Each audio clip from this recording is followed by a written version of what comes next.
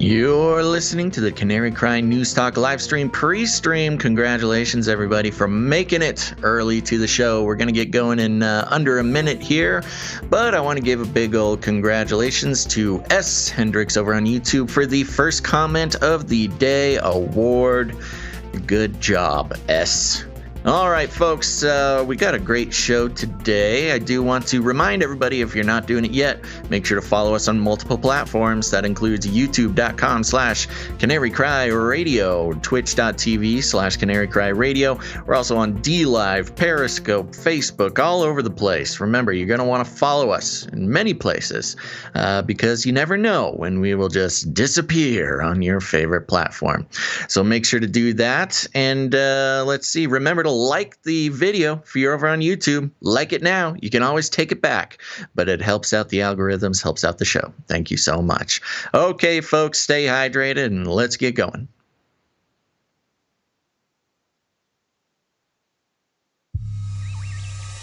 The world is getting crazier.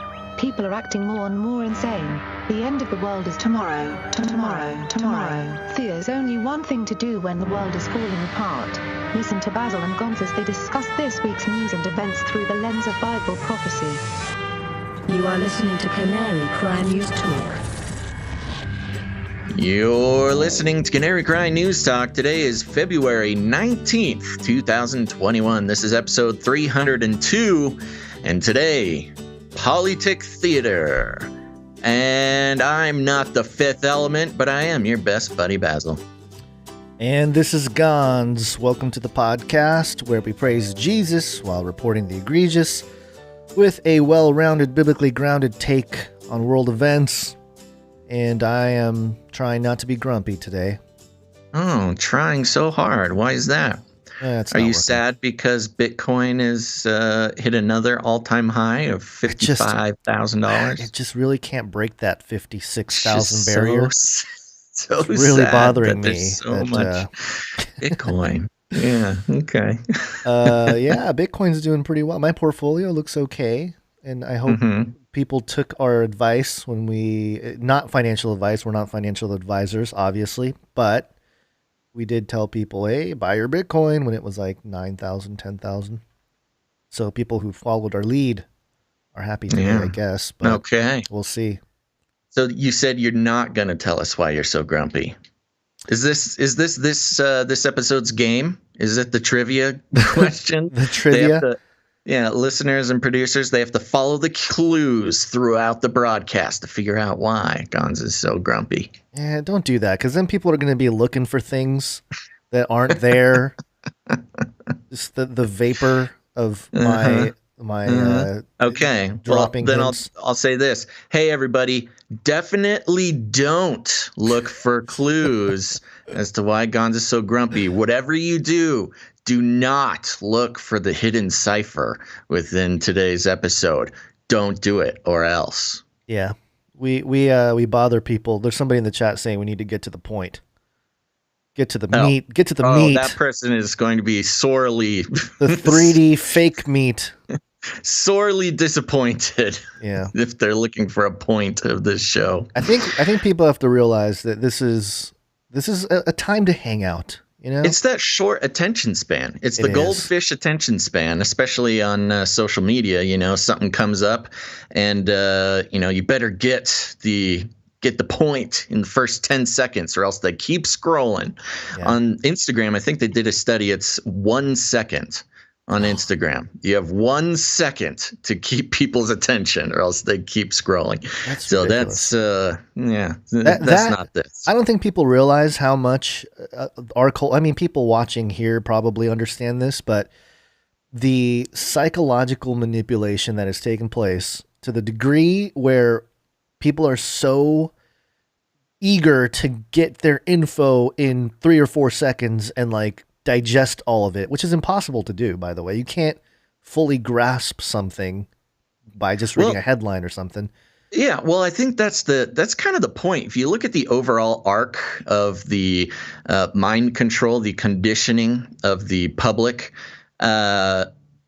you want a class of people to only have a 1 second attention span, because they can be looking the truth right in the face that would change their entire paradigm of how they view power and government and structure and deception. They could look right at it. But if they miss it for 1 second, they just keep moving on. Got to see what the next little thing is. It's a wonderful control mechanism. I do want to give a shout out to 1 John 3:2 in the YouTube chat. I really like you guys and appreciate your work and your presentation, and the length of time it takes to get to the meat of the program is just perfect. So there you go. I was going to say, this is very much a hangout. We do bring you the news, but it's more of a time to come in, hang out with us if you're live, and just be able to spend some time with some like-minded people, because we know and that also flip your paradigm in ways that you never could have imagined. Sure. But most of the sentiment we've gotten over the near 10 years we've been doing this is that I don't know anybody in my neighborhood or my community that's talking about this stuff. And certainly that's changed a little bit. But I think that's the idea here, is we're here to just hang out with you guys and make you feel like you're not alone. It's definitely part of it. It's definitely one big valuable part of it for sure. Yeah. Well, speaking of which, should we just get to the point already, Gons? Yeah, this is one of the big points here. Keep in mind that if you want more people to find the show, you need to do this. Like, subscribe, bell button, all. Like, subscribe, bell button, all. That's right. Thank you very much for hitting the like button early on. That's the key. We got to get those likes early, or else nothing happens. Sure. Okay. So time for a flippy update, Guns. Are you going to mention the silver thing real quick? Yeah. Just Canary Cry silver giveaway still going on this month. In order to participate and get a chance to win 1 troy ounce of fine silver, so generously provided by Erin Moffat on YouTube. Check her out. Go ahead and make a social media post on wherever you do social media. Hashtag it Canary Cry News Talk. Post a link to an episode and say something nice. And each time you do that will be 1 entry to win a silver coin this month. It's awesome. There you go. Very good. Okay. Flippy update. Do you want fries with that?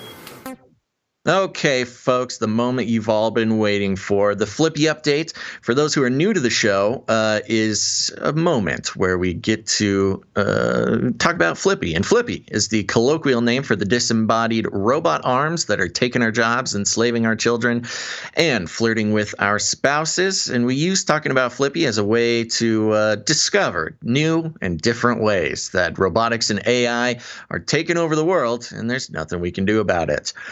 Big news, Gons. This is coming from CNBC.com. NASA lands Perseverance rover on the Mars surface, carrying the first helicopter for another planet. Hey. That's right. This was one of the big things that happened yesterday.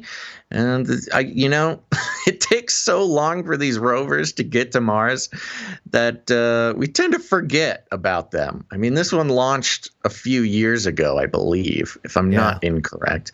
But anyways, no, I thought it was 7 months. Oh, I heard 7 months to get there. I don't know how long ago they launched it, but.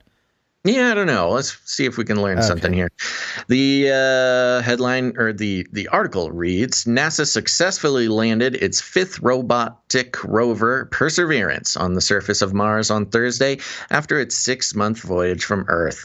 Touchdown confirmed, NASA's Jet Propulsion Laboratory Mission Control said at 3:55 p.m. Eastern Time. ET. Is that Eastern Time? I think that's what they meant, but I think they also meant extraterrestrial. Okay. And then also Jet Propulsion Laboratory, JPL, the occult center of American science. There you go. If you want to, Jack Parsons. Okay, go on. Perseverance safely on the surface of Mars, ready to begin seeking the sands of past life. Oh. Okay, weird thing to say. The rover is the most technologically advanced robot NASA has ever sent to Mars. The agency aims to spend nearly 2 years using it to explore the surface. NASA spent about $2.4 billion to build and launch the Perseverance mission, with another $300 million in costs expected for landing and operating the rover on Mars' surface. Based on its predecessor, Curiosity, which reached Mars in August 2012 and is still in operation, the Perseverance rover was built by NASA's JPL in California. Multiple companies contributed to parts of the spacecraft, et cetera, et cetera, et cetera. But the most exciting part, such as the Lockheed Martin built heat shield, the Aerojet Rocketdyne built rocket thrusters, and the Maxar Technologies built robotic arm. Flippy is on Mars, everybody. The Eagle has landed. Yep, the deserts of Arizona. The rover has made it. Yeah, I didn't get a chance to look at it myself, but I saw a video where they used Google Earth to find what they claim is the exact place where Perseverance allegedly, the stage, the set.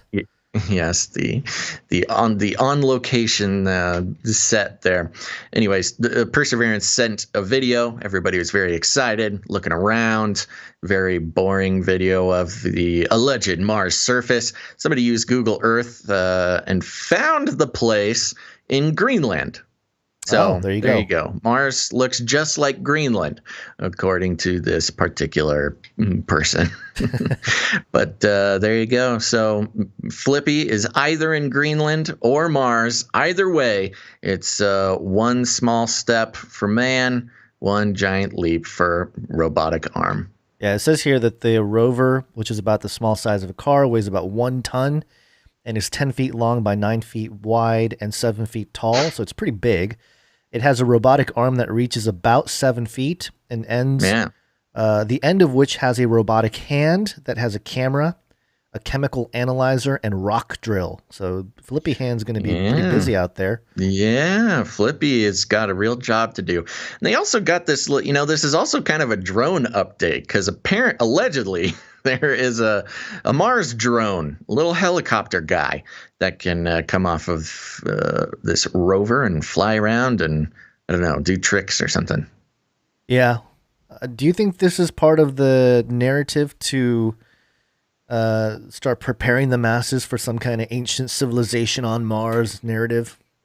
I don't think it's the first step because I feel like there's been many steps that have taken in regards to that. But yeah, I don't know. No, I don't think so. I think if there's going to be any, they might find some microbes or something. I don't think the NASA, they're too what's the word? Conservative over there at NASA to go full on alien city on Mars. It's going to be like, we did it. We found aliens. I mean, we can guarantee. I'll make a prediction now. I'll give it 6 months. 6 months until we see another set of articles. NASA may have found the first aliens ever discovered. And then it'll be some sort of like bacteria remnant that they found under, 50 feet of Martian rock. Some fossilized feces. Not even that. Not even it's that? It's just going to be like, oh, we found a piece of a bacteria. Yeah, aliens. It shows a picture of the landing site here, and then it's got the Phoenix in sight. Phoenix, Phoenicia. Yeah, getting interesting there. And then it says the rover has the names of 10.9 million people stenciled into 3 silicon chips on the rover with the words "Explore as one" written in Morse code. Yeah, not hive-mindy whatsoever. Mars rover Perseverance. So it's curious, then it's going to persevere, and then what's next? What do you what's destroy? Conquer. It'll be a rover that just has a nuclear warhead on it, and they're like, oh, we found the aliens, the bacteria. We found an alien bacteria. It's very hostile. It's expressed desires to destroy all humanity, and so we must blow up Mars. They don't deserve life on Mars. Okay, well, there you go. Good job, Flippy. You're expanding into different dimensions, it appears. All right, should we talk about some politics? It's Latin for many. Tick. They'll suck your blood. They'll suck Politics. your blood. Epstein didn't kill himself. Yeah, we have a Ghislain Maxwell update here.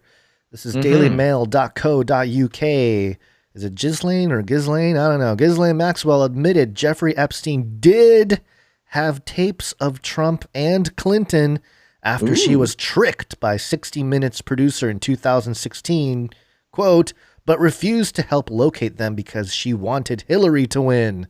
Ah, what a classic storyline. Yep. It says here, Ghislain Maxwell appeared to admit Jeffrey Epstein was taping his famous friends, including Donald Trump and the Clintons, during a 2016 meeting with former CBS producer Ira Rosen, a new book reveals. The British socialite who is accused of procuring underage girls for the billionaire pedophile reportedly told Rosen she didn't know where such recordings were after the Emmy-winning producer asked her to hand over footage of Trump. Hand it over, Ghislain. The conversation took place ahead of the 2016 U.S. presidential election, and Maxwell, who supported Hillary at the time, refused to help, saying, quote, if you got the tapes on Trump, you have to do Bill Clinton. The anecdote is included in Rosen's new book, Ticking Clock, Behind the Scenes at 60 Minutes, releasing Tuesday. This is a book PR stunt, I would say, in which she dishes about his time working at the investigative show. The book sheds new light on reported claims that Epstein had secretly recorded his celebrity friends having sex with women and underage girls at his home and then used the footage to blackmail them. Two of Epstein's victims, Maria Farmer and Virginia Roberts Guffrey, have previously claimed that they saw a room full of CCTV monitors in a room at his $65 million mansion in New York, with some cameras installed in the bathrooms. In his memoir, Rosen reveals he arranged a meeting with Maxwell in early 2016 and, acting on hunch that tapes existed, tricked her into confirming they did. I want the tapes. I know he, Epstein, was videotaping everyone, and I want the tapes of Trump with the girls, Rosen told her. Oh, yikes. Yeah, nice tactic there, buddy. Maxwell replied, I don't know where they are. Rosen writes, he told her to ask Epstein, adding that, quote, fate of the country's at stake. Oh, wow. He's really going for it. Quote, yeah, this was back when, Trump was just sort of an evil genius, not yet president. But yes, the assumption was that it would destroy all of America. Yeah, this was the grab him by the cats video. That's my euphemism. Was probably trending, before the 2016 elections. The locker room talk by Trump, that was out there, and so anything to top that, the only thing that can top it was probably a Epstein type tape there. This is Rosen continuing on here, pushing the FUD. Trump could be elected president, and how would you feel if those tapes emerged after he was in office? Rosen asked Maxwell. She gave me a stern look and pointed a finger in my face. She said, I am the daughter of a press baron. I know the way you people think. If you do one side, you must do the other. If you get the tapes on Trump, you have to do Clinton. Rosen replied, I will. I will go wherever the story goes. Whoa. I don't remember seeing this. Have you seen this 60 Minutes thing from 2016?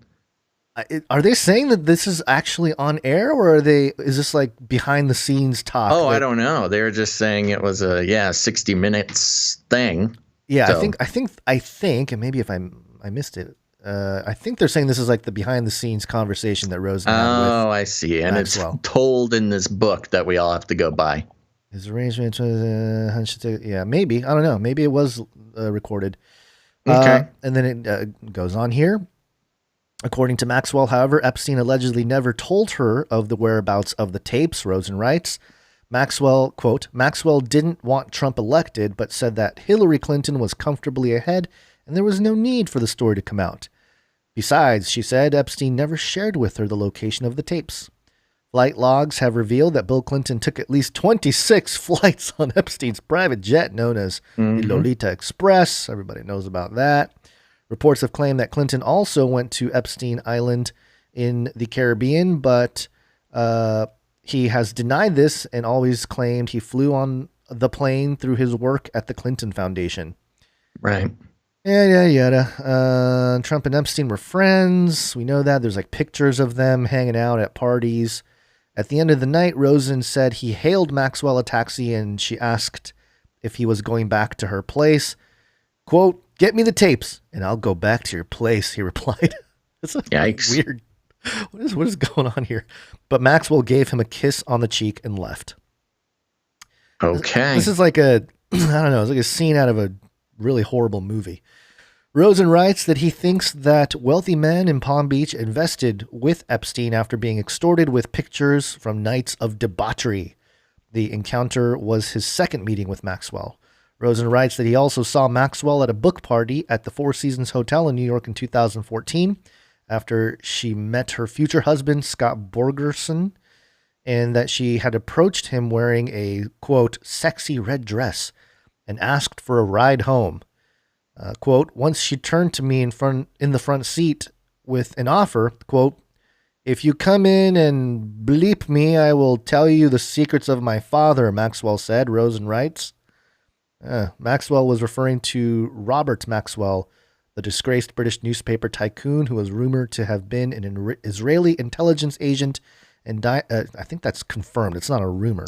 So is he writing about a near romantic encounter that he had with it's almost Maxwell? It's almost like he's talking about I'm trying to understand what the through line of this whole thing is. I'm not sure if I do. It's almost like he's saying, like, look how I'm elite, but not that kind of elite. I came close. I rubbed shoulders. Oh, he's trying to like make a point that he's not in the bad guy team or something. This could be a PR move for him. We'll see. Yeah, it'd be interesting to see. There might be something in the works that he's trying to get ahead of. Yeah.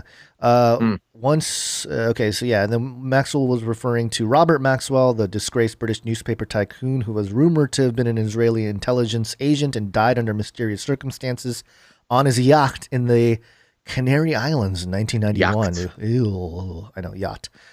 Canary Islands there. We need to just buy that place and just call it our commune, We should do that. Good luck. Yeah, I know, it's not going to happen. Quote, I think Oprah has an island over there too. Oh, no. Can't we call Oprah and can't she be like, you get an island, you get an island? Yeah, she's probably watching the show. Oprah, just to go ahead and buy all the islands for us. Help us out. I'm sure you got some of the Oprah, famous Canary Cry fan. Yeah, you got some of the big corn there. Spread it around. All right. Nice. Quote, "I was stunned and speechless, my mind racing. I was not about to sleep with her, but the reporter in me still wondered if her information would make a good 60 Minutes piece," he added. Always on, always working. Rosen said he told Maxwell, quote, "What a great offer, but I left my dog home alone and I really need to get back to her." Oh, the classic dog at home trick. "It was a lame excuse and she knew it. She smiled weakly and said goodnight." Among those who have claimed that there were secret recordings of Epstein's properties in David Boies, a lawyer who represents a number of his victims. He said that Britain's Prince Andrew, yada, yada, yada. I think the rest of it's more of some of the history of Ghislain and what's going on with her. Mm-hmm. But yeah, so that's the claim. So this isn't really, so this isn't Ghislain Maxwell claiming it. It is the it's not one of her, she's not a, to use the expression, a singing canary in jail right now. No. This is all from some report from this guy that happened allegedly in 2016. So you're right. Yeah. So, okay.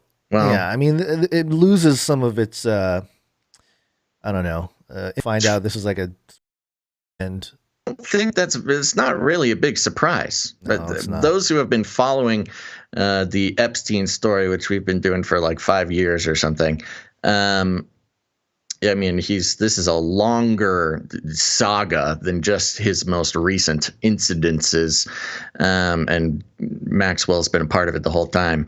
But yeah, so I don't think this is surprising that we know that there are tapes out there. That was kind of the whole thing. That was the whole Mossad operation. Right. The whole blackmail operation, the honeypot. Yeah. So I mean, how's she doing in jail? Well, apparently, according to the New York Post here, Ghislain Maxwell says she's losing her hair and was abused by guards behind bars.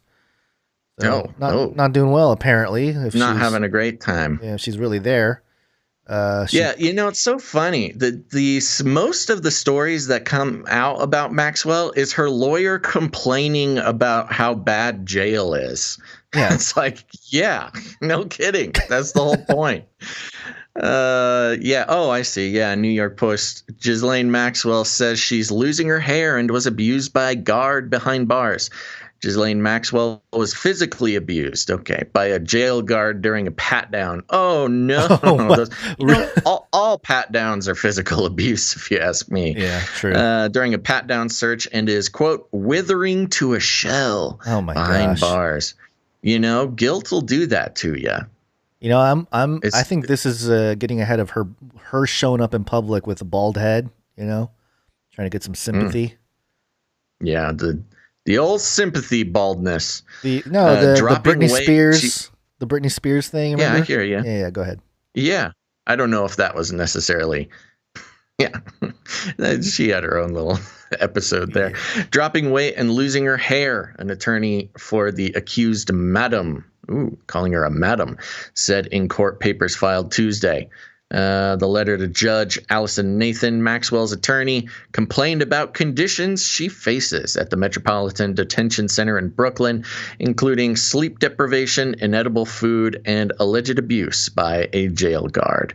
The letter states Maxwell is subject to constant searches, about 4 per day, and surveillance by jail guards, which she claims is to make up for the Bureau of Prisons' failure to prevent alleged cohort Jeffrey Epstein from killing himself in 2019. Yeah, no kidding. That's the whole point. You take your eye off this lady for a second, and suddenly the surveillance cameras are going to go out, and there's going to be a mysterious noose appear that was never there before. So, yep. Yeah, there we go. I don't know if there's much else. Miss Maxwell continues to be at the mercy of a revolving group of security officers who are used to guarding hundreds of inmates, but now focus their undivided attention exclusively on one respectful, middle-aged female pretrial detainee, Maxwell's attorney, Bobby Sternham, wrote. Wow. There's a sentence in here. It says Sternheim added in the note that Maxwell is awakened constantly during the night because guards flash a light at the ceiling of her isolation cell every 15 minutes. She's a light sleeper. She's from a certain class of people. Yeah, a light sleeper. Like, they're not even shining it in her face. They're just shining it at the ceiling of her cell. I mean, I'd be troubled. This was interesting here. Yeah. Quote, recently out of the view of security camera, watch out, Ms. Maxwell was placed in her isolation cell and physically abused during a pat-down search. When she asked that the camera be used to capture the occurrence, a guard replied no. And Ms. Maxwell recoiled in pain. And when she said she would report the mistreatment, she was threatened with disciplinary action, Sternheim. It's interesting how they're not saying exactly what this abuse is. Was it a punch? Was it a slap? Was it, I don't know. Who knows? But they are, the prison guards aren't famous for being gentle during searches. Sure. And Miss Maxwell is used to having the cameras do all the work for her. So go into camera view. She's part of the whole... the whole video thing. So yes, she's the honeypot. The honeypot. So have it off camera, not comfortable with that apparently when it comes to her own situations. Yes. All right. So, well, there you go. It goes on and on, but it's just about how mistreated she's being. Oh no. Let's see here. What you got something next? What's next? I do. Yes, it's a circle. This is a screenshot, and I'll read through it here. But I remember when you were really stoked about the militia forming in Minneapolis. When I don't know if I'd characterize it that way. Oh, but you were yes. stoked. You were so excited. You're like, this is how it should be. Community patrols. The community. No. Stop making me out to be some Antifa enthusiast. I was just, I was proud of the citizens for when the police were not responding. The citizens of Minneapolis had put together community patrols. Right. Exercising their Second Amendment rights. Right. Well, this series of headlines tells the story of the situation in Minneapolis after all the race war stuff that happened last summer. And the headlines are from NPR. Well, I'll just read it. NPR. Minneapolis Council moves to These are headlines. These are headlines. And you're reading a set of headlines. That tells a story, yes. NPR. Minneapolis, this is back in June of 2020. Minneapolis Council moves to defund police, establish holistic public safety force. I think that was, I don't know if you were on board with the holistic public safety force. Yeah, but this was not the community patrols. This was their, get social workers to take the place of police, etc. Right. So a little bit further, a little bit later, the Washington Post reported Minneapolis violence surges as police officers leave department in droves, which makes sense. You defund the police and crime goes up. And then moving on, in September of 2020, Minneapolis City Council alarmed by surge in crime months after voting to defund the police. Yeah, of course. And then later on, NPR News. With violent crime on the rise in Minneapolis, City Council asks, where are the police? And then next, some Minneapolis City Council members would like a redo on defunding the police report. And then that takes us to February of 2021. Minneapolis to spend $6.4 million to recruit more police officers. Okay, so the 6 month there's a 6 month experiment about defunding the police, and it did not work out too well. Did not go well. And I mean, come on, did we not? I mean, people must have known that this was going to happen. Like, of course common they did. Sense. We did. Everybody did. I mean, it was such an obvious series of events. I think it's funny. I mean, I think 6 months. That's pretty short. Even for, for anybody's predictions on how long it would take for them to discover that this would be a bad idea. I think I was assuming it would take about a year for things to get bad enough to reverse it. But 6 months and they're turning around. Yeah, no good. So I just thought that was a pretty... Not even 6 months. About 6 months. Yeah, about 6, 7 months. But yeah, that was a pretty good roundup of the last 6 months in the social justice, equality, race war, BLM movement there. Yeah. I don't know. Did the people that were really pushing defund police, are they still at it?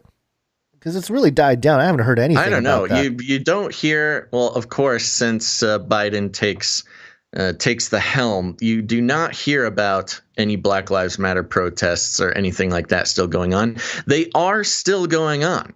Really? There's huge. Yeah. Ever since, I mean, I think there's been a Black Lives Matter protest a few times a week ever since the inauguration. It's just the media isn't covering it anymore because you don't want to make Biden seem like the bad guy. Well, he doesn't need to be labeled the bad guy because he's a flip flopper. Got hairy legs. Got hairy legs.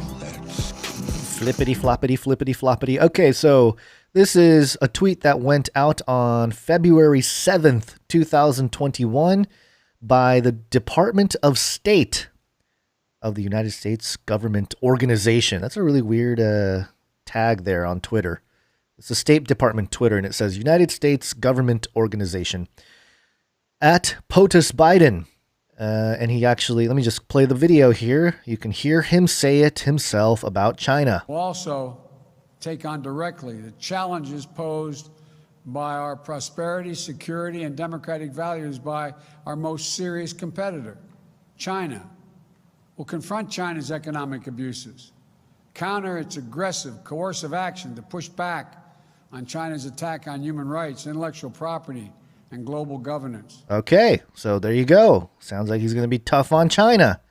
And then if you recall what he said in the last episode. Chinese leaders, if you know anything about Chinese history, it has always been the time when China has been victimized by the outer world is when they haven't been unified at home. So the central, vastly overstated, the central principle of Xi Jinping is that there must be a united, tightly controlled China. And he uses his rationale for the things he does based on that. I point out to him, no American president can be sustained as a president if he doesn't reflect the values of the United States. And so the idea, I'm not going to speak out against what he's doing in Hong Kong, what he's doing with the Uyghurs in western mountains of China, and Taiwan trying to end the one China policy by making it forceful. I said, and by the way, he said he gets it. Culture. So what happened? I thought he was going to be tough. You missed the last part, though. That very last part, the cultural tolerance. He gets it. Culturally, there are different norms at each country, and their leaders are expected to follow. Yeah, so we've got to respect the cultural norms of genocide and, the control of the CCP. So what happened to counter its aggressive, coercive action to push back on China's attack on human rights, intellectual property, and global governance? Yeah, well, what happened was he went off script at that CNN town hall, and his PR people had to have him correct the record there. The reality czar came in and had a couple notes. I would like to present these two things for any Biden supporter, just side by side. I mean, this is 2 weeks apart, not even less than that. February 7th, February 16th. In 9 days, we have a complete flip flop of the narrative given by Biden concerning China. I mean, what? I don't know. How do you support this guy? How does anyone support this guy? Nobody does. It's just the system, man. It's just the system. Yeah. Okay. Speaking of China, we should talk about some Waccine news. A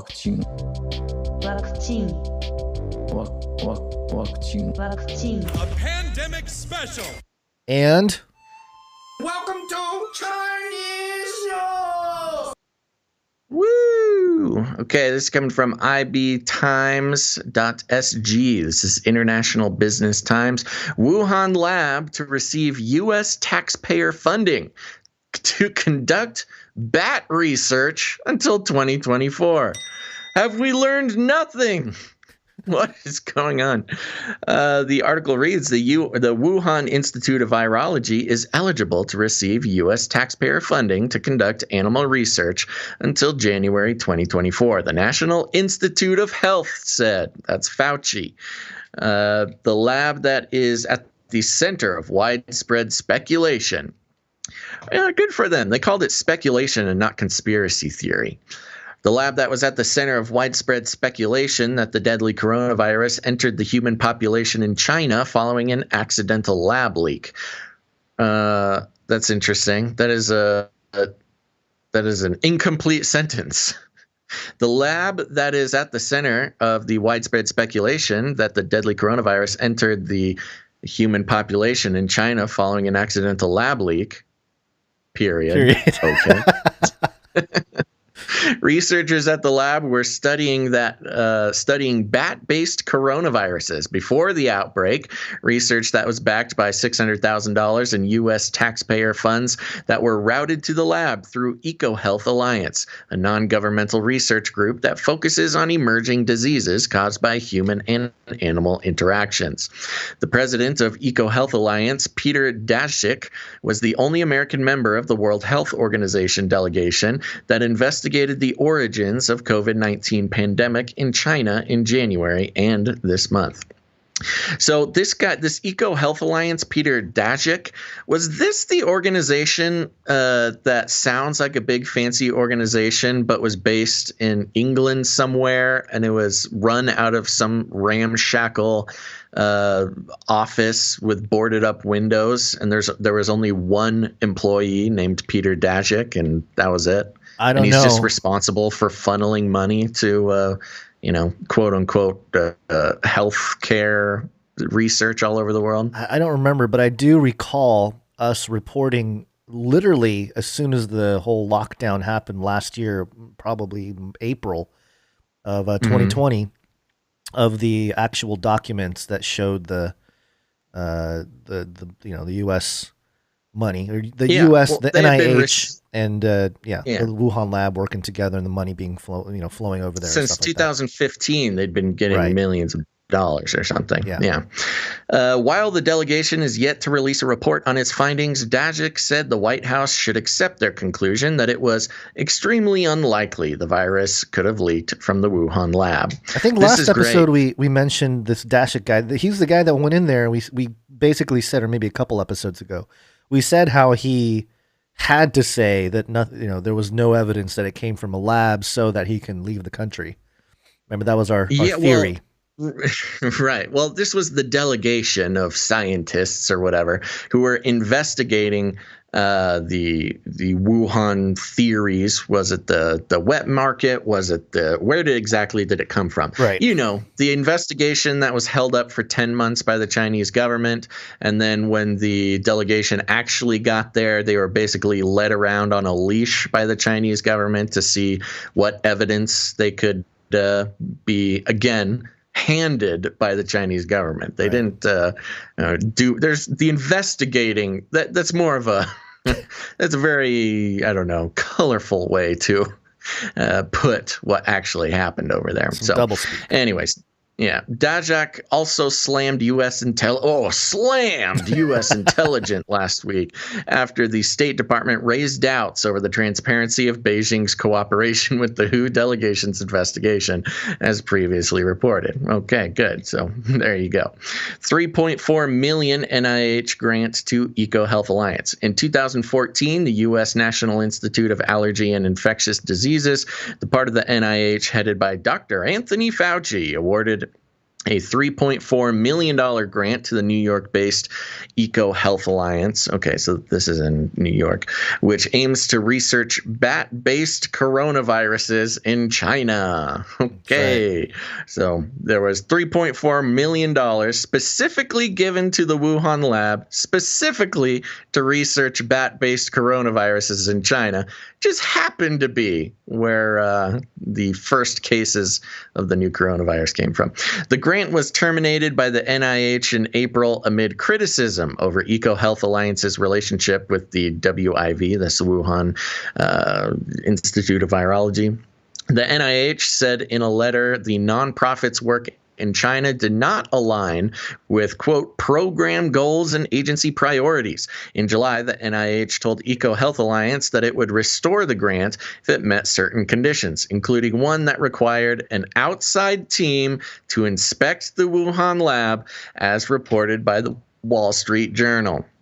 So there you go. They needed to get a clear bill of health on this Wuhan lab, or else the money stops flowing. The money stops. Yep. That makes a lot and of just sense. happens to be that this guy who is set to directly benefit from the Wuhan lab being, cleared, given the green light, was the one going over doing the investigation. Is there a conflict of interest there? Maybe a little bit? Nothing to see here, Gons. How dare you question the Eco Health Alliance and their motives. They would never do anything to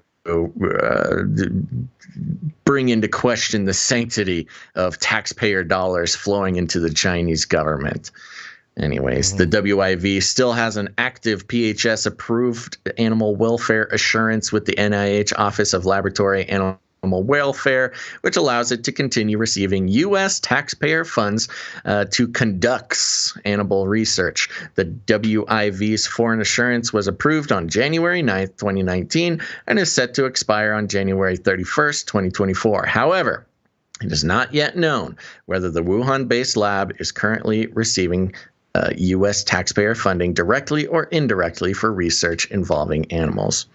Okay, so nothing to see here, Gons. We're just going to keep giving money to the lab that is suspected of creating and dispensing the coronavirus.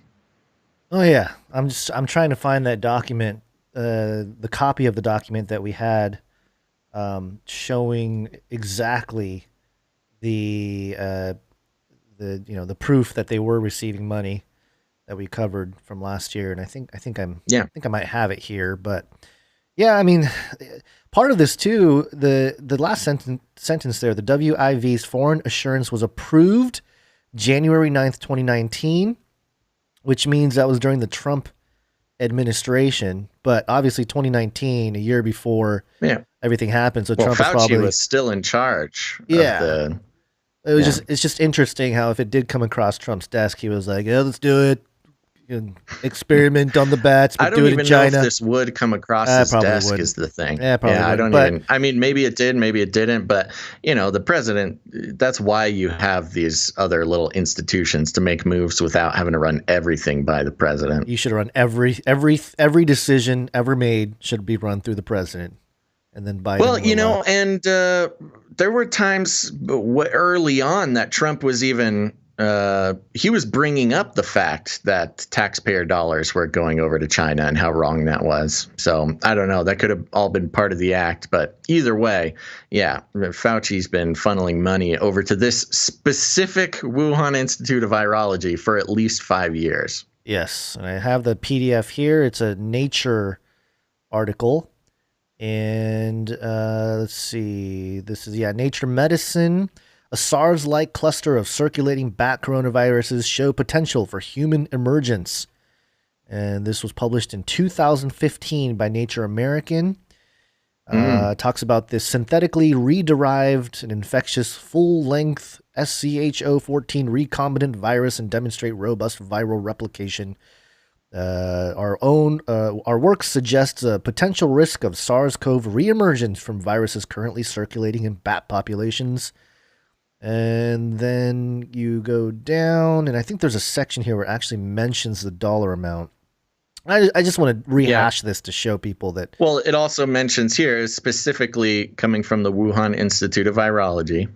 Right, yeah. It mentions the Wuhan Institute in the footnotes of Virology. there, key laboratory of special pathogens and biosafety, Wuhan Institute of Virology. Yes, and here it is. It's acknowledgments down here. Research in this manuscript was supported by grants from the National Institute of Allergy and Infectious Diseases and the National Institute of Aging of the U.S. National Institute of Health, NIH, under awards. And it's got the code of the awards, the U198, blah, blah, blah. And then it says the National Natural and by the National Natural Science Foundation of China Award, and the USAID EPT Predict funding from Eco Health Alliance. So there it is. There it is. And then I thought there was a dollar amount listed here, but maybe there wasn't. Maybe it was a different article that had the actual. I think it was like 3 million or something. And change that hadn't been mentioned. But anyway, yeah, these documents are out there if you're willing to dig. It shows, before any of this hit the mainstream that this stuff was out there. But of course, we're just wild conspiracy theorists that don't know anything. There you go. It's incredible, they're going to continue to funnel taxpayer dollars into this WIV. Which, that makes me angry. As a tax-paying American, this should outrage everybody. Every American should be like, why can we at least just stop giving them money Let Well, them that's why figure out. America loves to keep the coronavirus around. That's why other countries are less affected. Outside of Europe and the U.S., other countries are less affected. It's because they didn't pay for it. In America, when we pay for something, we like to keep it around for a while. It's just ridiculous to be like, oh, we're going to crash our economy, and hey, you're going to have to pay for that continued research to create Batman. That's why I'm grumpy, folks. This is why I'm grumpy. I read these stories and I get very upset. Okay. Let's keep talking about animals a little bit here. The animals, we've got an animal theme for a couple of stories. Sure. This is coming from Wall Street Journal. Yeah, I don't have the whole thing because I got a little paywall thing, but we can read a little bit here. I got it here. Well, I don't want to read the whole thing anyway. Unless you want to. Unless you find something. Look for something towards the bottom that might be interesting, but I'll read the first couple paragraphs here. The headline from the Wall Street Journal: in hunt for COVID-19 origin, WHO, the World Health Organization team, focuses on 2 animal types in China. Oh, misdirection. Don't look at the bats. Nobody look at the bats. Let's look at what they're peddling here. World Health Organization investigators are honing their research for animals that could have spread the new coronavirus to humans, identifying 2 ferret badgers and rabbits that can carry the virus and were sold at a Chinese market where many early cases emerged. Members of the WHO team probing the pandemic's origins say further investigation is needed into suppliers of those and other animals at the market, some of which came from region of China near its Southeast Asian border, where the closest known relatives of the virus have been found in bats. Team members say they have yet to establish all the creatures sold, legally or illegally, live or dead, at the market in the Chinese city of Wuhan that was tied to the first because known they've clusters. been eaten a year ago. More than that, like 2 years ago. China's National Health Commission and Foreign Ministry declined to comment. Ooh, that's a surprise. And it goes on here, and I hit the paywall there. So I don't know. Is there anything else interesting in this article? Here's a fun thing. It's Peter Daszak, a zoologist on the WHO team. Oh, he's the one? They don't mention, that's what I'm saying. They don't mention that he's from the EcoHealth Alliance that specifically funded the Wuhan Institute of Virology. So it says they just call him a zoologist here. Peter Daszak, a zoologist on the WHO team, said in an interview that ferret badgers were among carcasses found in freezers at the market, and that while they tested negative, they were capable of testing the virus. Again, a useless thing to say. Oh, they found this one animal, but there was nothing in there, but I guess it could. Okay, thanks, Peter Daszak. And then they just talk about ferret badgers some more. So there you go. There's that Peter Daszak guy again, who, again, they don't mention was the direct funder of the Wuhan Institute of Virology, but instead call him a zoologist on the HWO team. Who cleared the very institute for not having leaked the virus, or at least that it's extremely unlikely, which of course it is. It's a level 4 lab. It should be extremely unlikely, but that doesn't mean it didn't happen. This whole year has been extremely unlikely. So, sorry, poor ferrets and rabbits. They just keep knocking out these tiny little mammals, man. They killed all those ferrets or those minks over in Europe. Man, it's just not a good year. That's what I'm saying. We have a ferret genocide. Well, it's just little cute creature genocide, and I don't know. This again, it makes me grumpy. All right, let's move on here. This next story doesn't make it any better. This is gov.uk press release. World's first coronavirus human challenge study receives ethics approval in UK. What does that mean? The UK will be the first country in the world to run a COVID-19 human challenge study. And it says backed by £33.6 of UK government investment. The first of its kind study for this virus will involve establishing the smallest amount of virus needed to cause infection, which will give doctors greater understanding of COVID-19 and help support the pandemic response by aiding vaccine and treatment development. We already have the vaccine this is an out there. actual human challenge study. Oh, yeah. Due to begin in the next few weeks, it will involve up to 90 carefully selected, healthy adult volunteers being exposed to the virus in a safe and controlled environment. The safety of volunteers is paramount, which means this virus characterization study will initially use the version of the virus that has been circulating in the UK since March 2020 and has been shown to be of low risk in young, healthy adults. But even still, we got to lock down the entire country and crash the economy. Yeah. Well, this is interesting because just for a little background, that there's never been a human challenge study on the coronavirus. And for those who need a refresher, it's one thing to study people who naturally catch the virus or catch COVID. It's an entirely different thing to do a challenge study, which is specifically giving people coronavirus in order to study it. These challenge studies are obviously dangerous and have weird ethical concerns, especially when there's no cure for it, no cure or no therapeutics for it. And in fact, challenge studies, I don't know the laws in the UK, but in general, if there's no therapeutic or cure or, some sort of way to respond to somebody having the coronavirus, which as of now is not widely being reported. Of course, over the year, we've seen things like hydroxychloroquine and remdesivir and one that starts with an I. It's escaping me right now. Ivermectin, things like that.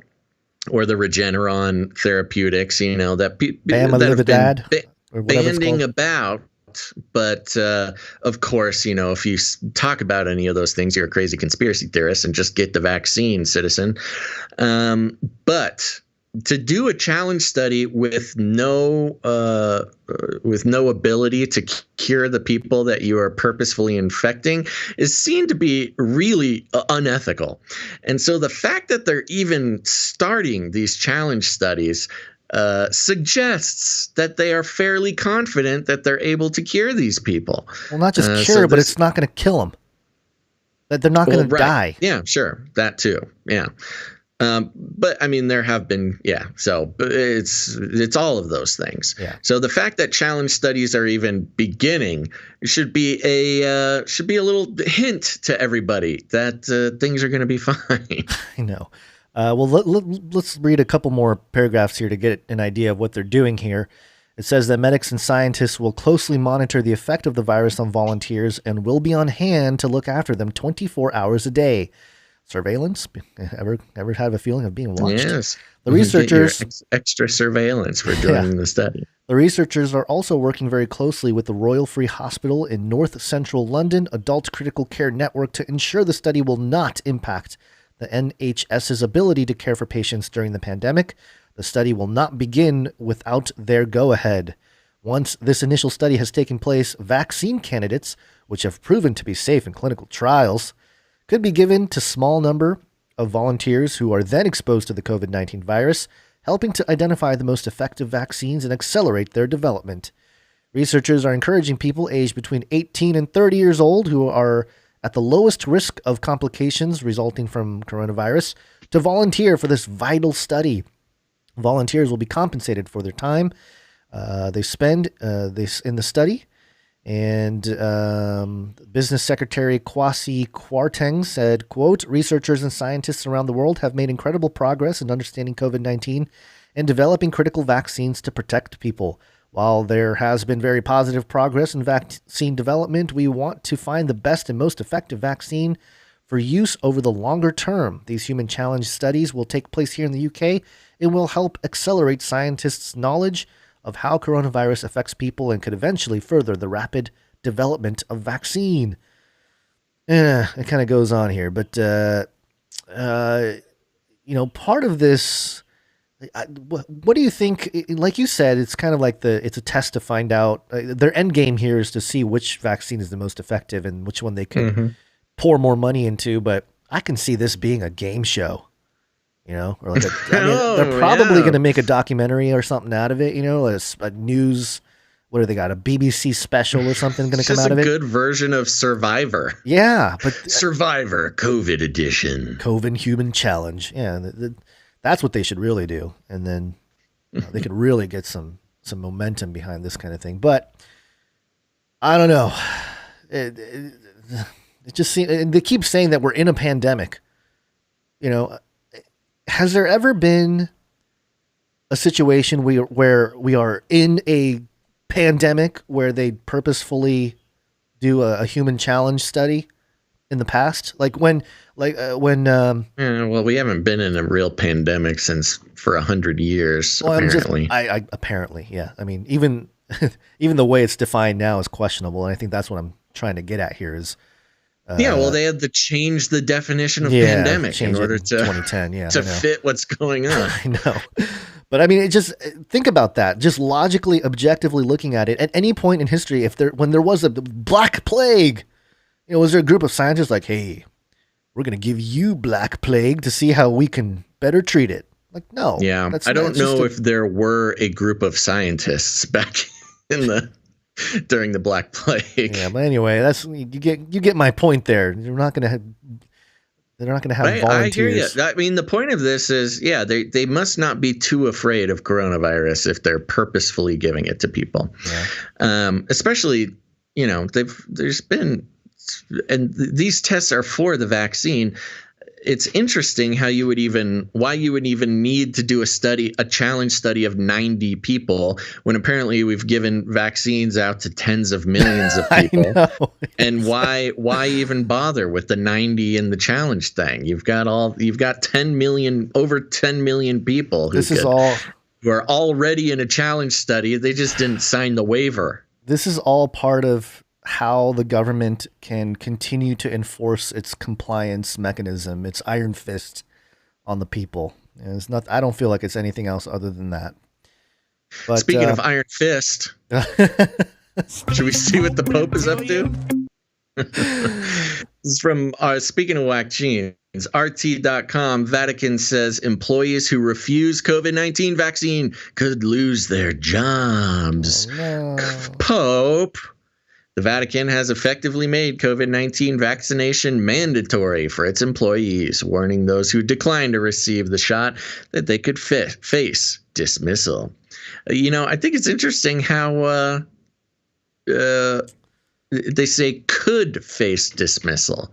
They're not saying that you will be fired unless you get the vaccine. This is a great way for leadership to kind of pick and choose who they're going to allow to get the vaccine or allow not to get the vaccine, rather. Yeah.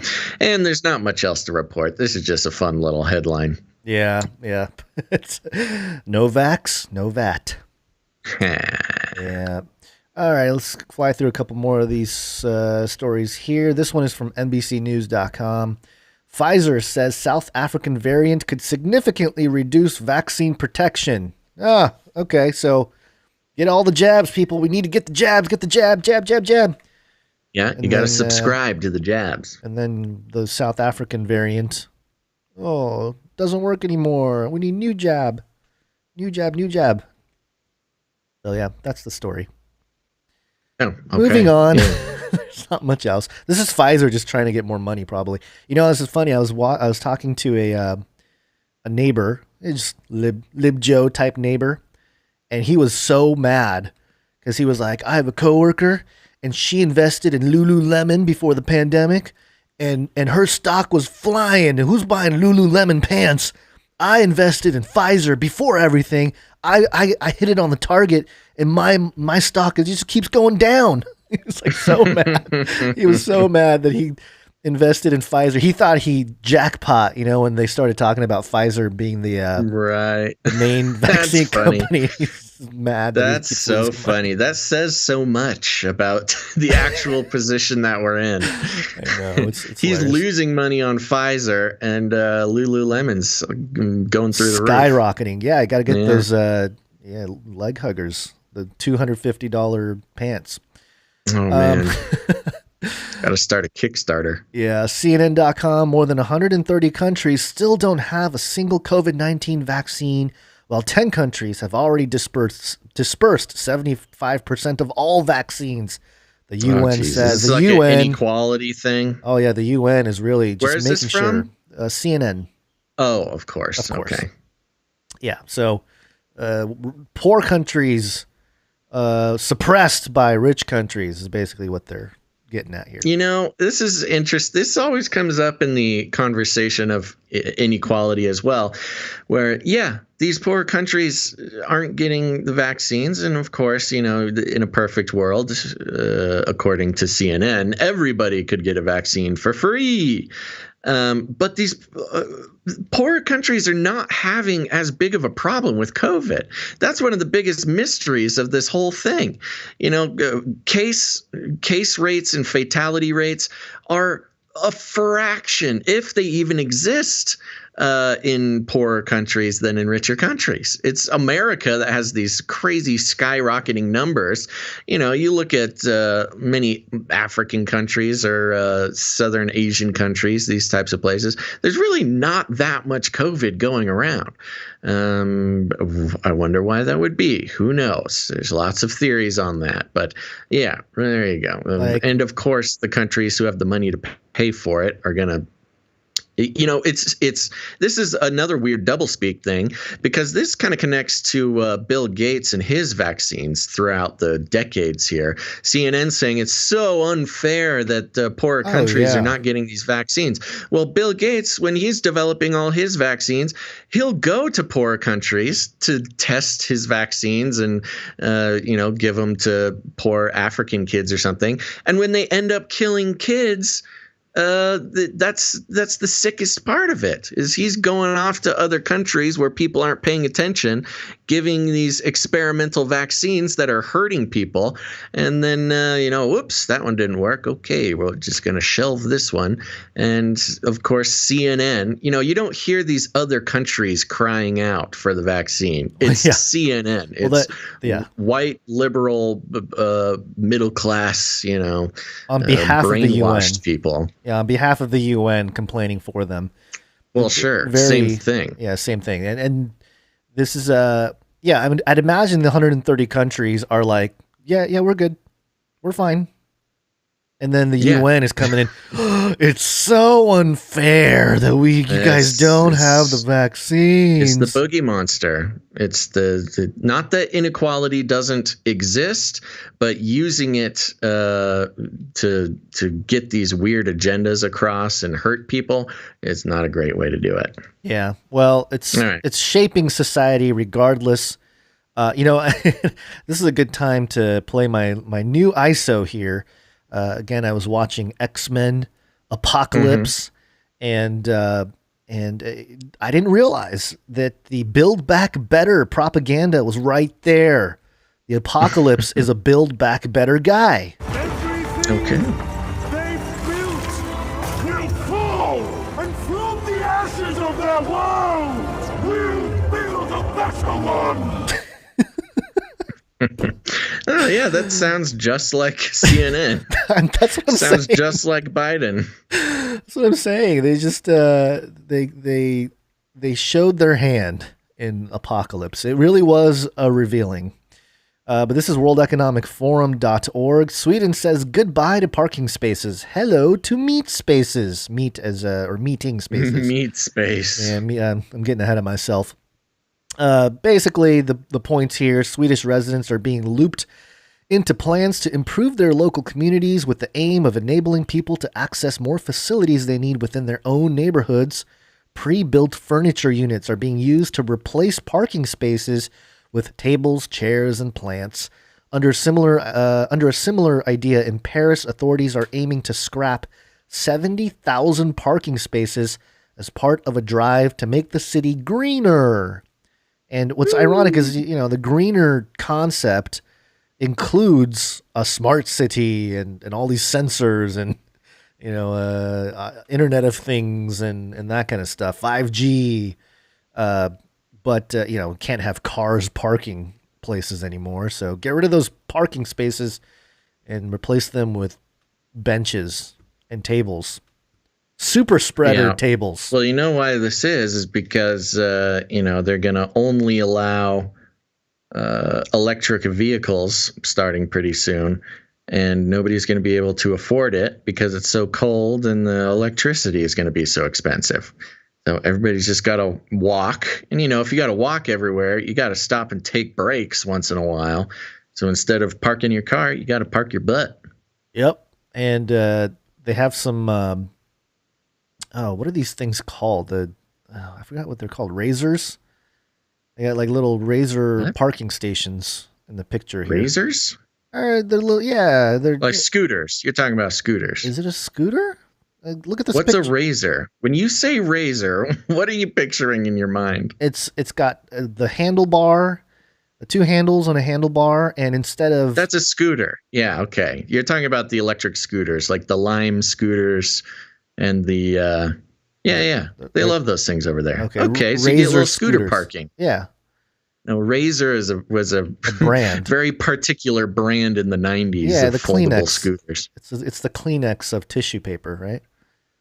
Okay. Anyway, all right. No, they're not. No, that's what I'm saying. Like razor, I was introduced to these things as razors. I didn't. It became popular in my world as razors. They didn't call it scooters. I hear you. I agree that this is how you feel. You are allowed to have feelings, and that is okay. No, but I don't know if there's very many people who would agree. But who knows? Okay. What do I know? I'm just a millennial. Yeah. Go home. Actually, I am a millennial too. I'm just one of the oldest ones. Elder millennial. I am literally the oldest millennial. Literally, yeah. Wow. I think. Did you get a trophy? A certificate? No. Based on the cutoff years, I think according to some people that drew lines, I'm literally like the first month. The first millennial. Born in the first month a millennial can be born. It's an honor to be in your presence. I know. I am the. You should listen to me. I'm the master. You're not millennial. Just an elder millennial. You're the eldest millennial.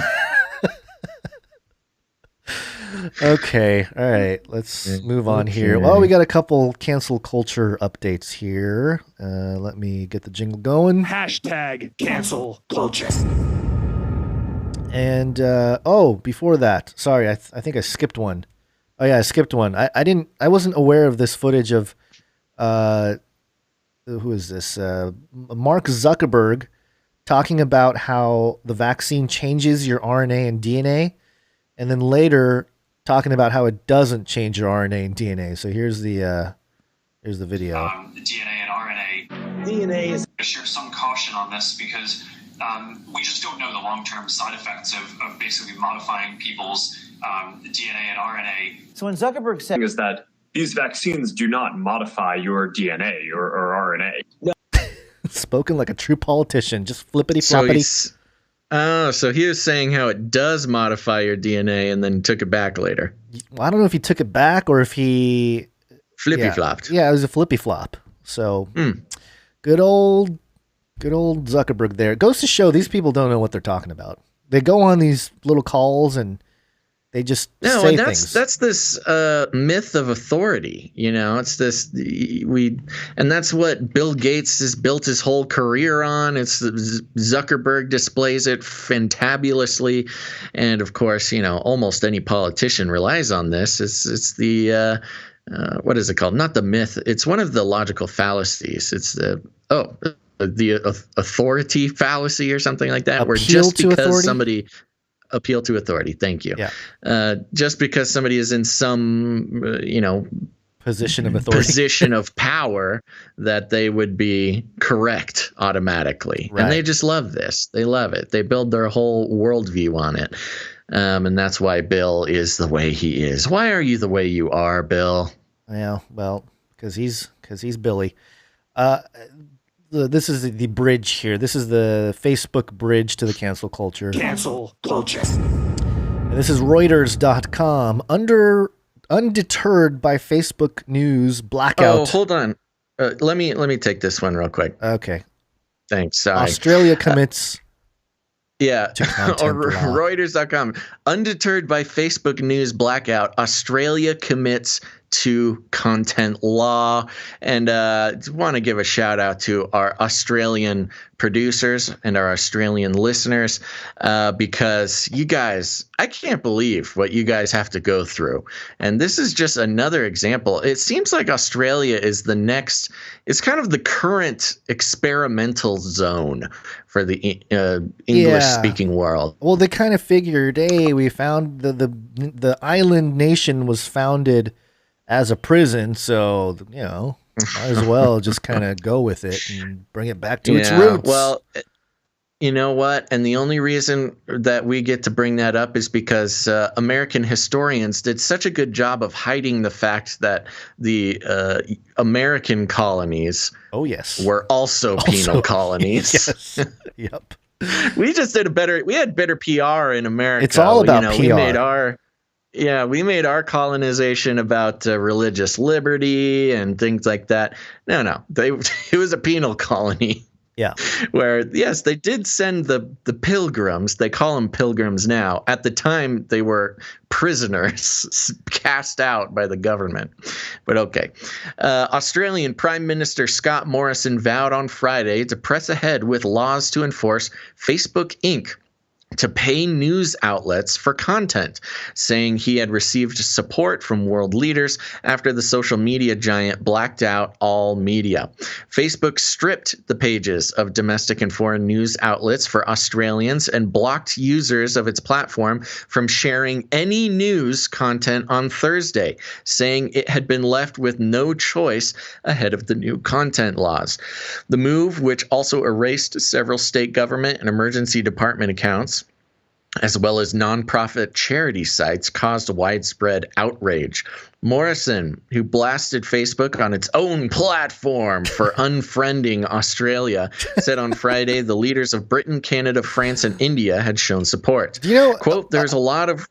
Sorry, I just think it's very interesting and funny that we live in this world where, like, what are you gonna do about it? I'm gonna unfriend. I'm going to click this button so it turns gray or whatever. Like that's, it's just it's so stupid that we live in that world now. That's like doing something. You're doing something now. You unfollowed. Yes. Go ahead. Sorry. You got to talk to all these Gen Zers in a language they understand. Sure. Quote, there's a lot of world interest in what Australia is doing, Morrison told reporters in Sydney. Quote, that is why I invite Facebook to constructively engage, because they know that Australia will do what Australia will do here is likely to be followed by many Western jurisdictions. Canadian Heritage Minister Stephen Guilbeault said late on Thursday his country would adopt the Australian approach as it crafts its own legislation in coming months. The Australian law, which will force Facebook and Google to reach commercial deals with Australian publishers or face compulsory arbitration, has already been cleared by federal lower house and is expected to be passed by the Senate within the next week. Australian Treasurer Josh Frydenberg said he had spoken to Facebook CEO Mark Zuckerberg for a second time following the news blackout. Quote, we talked through their remaining issues and agreed our respective teams would work through them immediately. We'll talk again over the weekend, Frydenberg said in a tweet. In its statement announcing the move in Australia, Facebook said the Australian law misunderstood its value to publishers. Frydenberg earlier told the Australian Broadcasting Corp that, quote, there is something much bigger here at stake than just one or two commercial deals. This is about Australia's sovereignty. And keep that in mind. This is about Australia's sovereignty.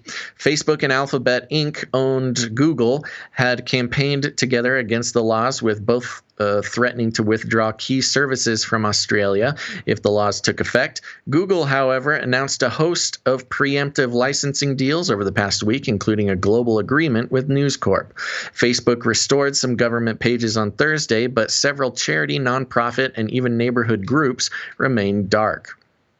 Facebook's move had an immediate impact on traffic in Australian news sites, blah, blah, blah. That's not very interesting. News Corp, let's see. We're almost done here. Facebook move Facebook's move had an immediate impact on traffic to Australian news sites, according to early data from New York-based analytics firm Chartbeat. Total traffic to the Australian news sites from various platforms fell from the day before the ban by around 13% within the country and about 30% outside the country, the Chartbeat data showed. Similarly, traffic to Australian news sites from Facebook alone plummeted from around 21% to about 2% within Australia and from about 30% to 4% outside the country. The News Corp Australasia executive chairman Michael Miller, testifying at an unrelated parliamentary hearing, confirmed the impact but said the number of Australians visiting the company's websites directly had risen. Quote, definitely referral traffic was non-existent, while at the same time direct traffic to our website was up in double digits, he told the inquiry. Miller also suggested antitrust regulator, the Australian Competition and Consumer Commission, should scrutinize Facebook's move. Okay, this has been something that's been happening kind of under the radar a little bit, at least if you're outside of Australia. So for American listeners, this might be news to you. So there's a growing movement, and recall how over the past few months we've been talking about this battle between big tech, in this case specifically Facebook and Google, to battle with big tech and sovereign nations, nation states, governments. Mm-hmm. You know, we even had Vladimir Putin talking about how big tech is trying to act like a government and, you know, kind of putting his Putin sauce on it, almost threatening big tech. And this sauce, continues. Huh? Yeah, Putin sauce. And this is a big step in that direction. And, you know, again, it's so tough being right about everything, Gons, but somehow we manage. This is another step in that war, another battle in that war, where Australia, being the first to pull the trigger, but there's plenty of other countries waiting in line to do the same, was going to force Facebook and Google to they kept calling them commercial deals in this article, but to simplify it, they wanted Facebook and Google to pay news sites, news organizations for permission to have their news posted by users on Facebook and Google services. So it was this moment where, of course, Facebook and Google have, you know, been in this weird whirlpool where they're both, you know, vital resources to get news out to the public, but also this horrible whirlwind of fake news and social engineering and yada, yada, yada. So what Australia did was step out and say, hey, no longer, Facebook, do you get to make money for free off of, you know, our news organizations, because most people, you know, they'll go on Facebook and what keeps them there is getting news about the world. It's not learning about what Deborah had for breakfast that keeps you on Facebook. It's news. And a lot of people will admit that, you know, Facebook is kind of their main source of news. And that was traffic that Facebook is basically getting for free being generated by these news sites. So Australia and plenty other nations are saying, hey, Facebook, if you're going to benefit off of our country's news reports, you got to pay our news people. You know, it's a little bit of a nationalistic step, which is kind of ironic for a lot of these governments. You know, because generally Australia has a liberal government, Canada, France, they're all very liberal governments. Where if you want to push that out as far as you can, you know, they're on the no nations, no borders kind of train. But in this case, it's sort of a nationalist move. Like, hey, Facebook, you weird big international conglomerate who bends the knee to no government, you're going to have to pay our country. You're going to have to pay our people in order to allow news to be on your site. And the battle continues because Facebook, Facebook, you know, Zuckerberg. He just likes to rage quit. That's his thing. Gamers out there and young people, you know the term rage quit. It's when you're playing an online game with somebody and they just beat you so bad that you get angry and quit the game. And that's what Facebook is doing here. They said, okay, you want us to pay money for news to be posted on the site? Well, you don't get any news. And on top of that, we're shutting down all your news Facebook pages. We're shutting down your government Facebook pages. We're shutting down your neighborhood watch and your charity Facebook pages. And that was sort of their response. But this is very interesting. You know, Facebook with the moves from Apple, that will be stopping Facebook from being able to freely collect all the data they want. That's the numbers on that were crazy. That was going to bring down Facebook's revenue by like something crazy, like 30%. And then, having to pay news organizations for the privilege of having news posted on Facebook, that was going to dig into their profits as well. We're in a situation where big tech, the people are starting, not just people, governments, people, companies, they're starting to push back against their sort of omnipotence that they've had for the past decade. And Zuckerberg's throwing a bit of a fit, Gons. Yeah, well, anytime do you think money... we could get paid? Should Facebook pay us for people to post about Canary Cry? Well, that's kind of the idea here. He doesn't mind getting paid for certain things, Facebook, for their services, quote unquote. But if they have to pay for some access, they're like, yeah. And it's definitely these nations. You were talking about how it's nationalistic, but it's I would imagine it's more of a financial thing for the considering the finances for the nations, for Australia to push back like this. I had this story. Yeah, well, they'll get tax money and stuff too, right, so it benefits Australia. Yeah, I had this story for a later segment, but because we're on Facebook, I think this actually is a relevant story to go with here. This is dailymail.co.uk. Facebook is taking money from China to promote propaganda denying crimes against humanity targeting Uyghur Muslims. Mm-hmm. So this was published on the 18th of February. Facebook is taking money from China to promote communist propaganda, which denies atrocities against the Uyghur Muslims. An investigation has revealed the Silicon Valley behemoth pocketed Beijing's cash to promote articles which downplayed what Washington has called a genocide in Xinjiang, according to the Press Gazette. China Daily and CGTN, the state-backed TV channel recently banned in the UK, have paid Mark Zuckerberg's firm just a few $100s a time to promote posts to millions of users. It comes as Facebook worth 560 billion pounds. Is that? Oh my gosh! Was today accused of going to war with democracy as it banned Australians from sharing the accessing news on its website after Sydney threatened to force it to pay media companies for using their content.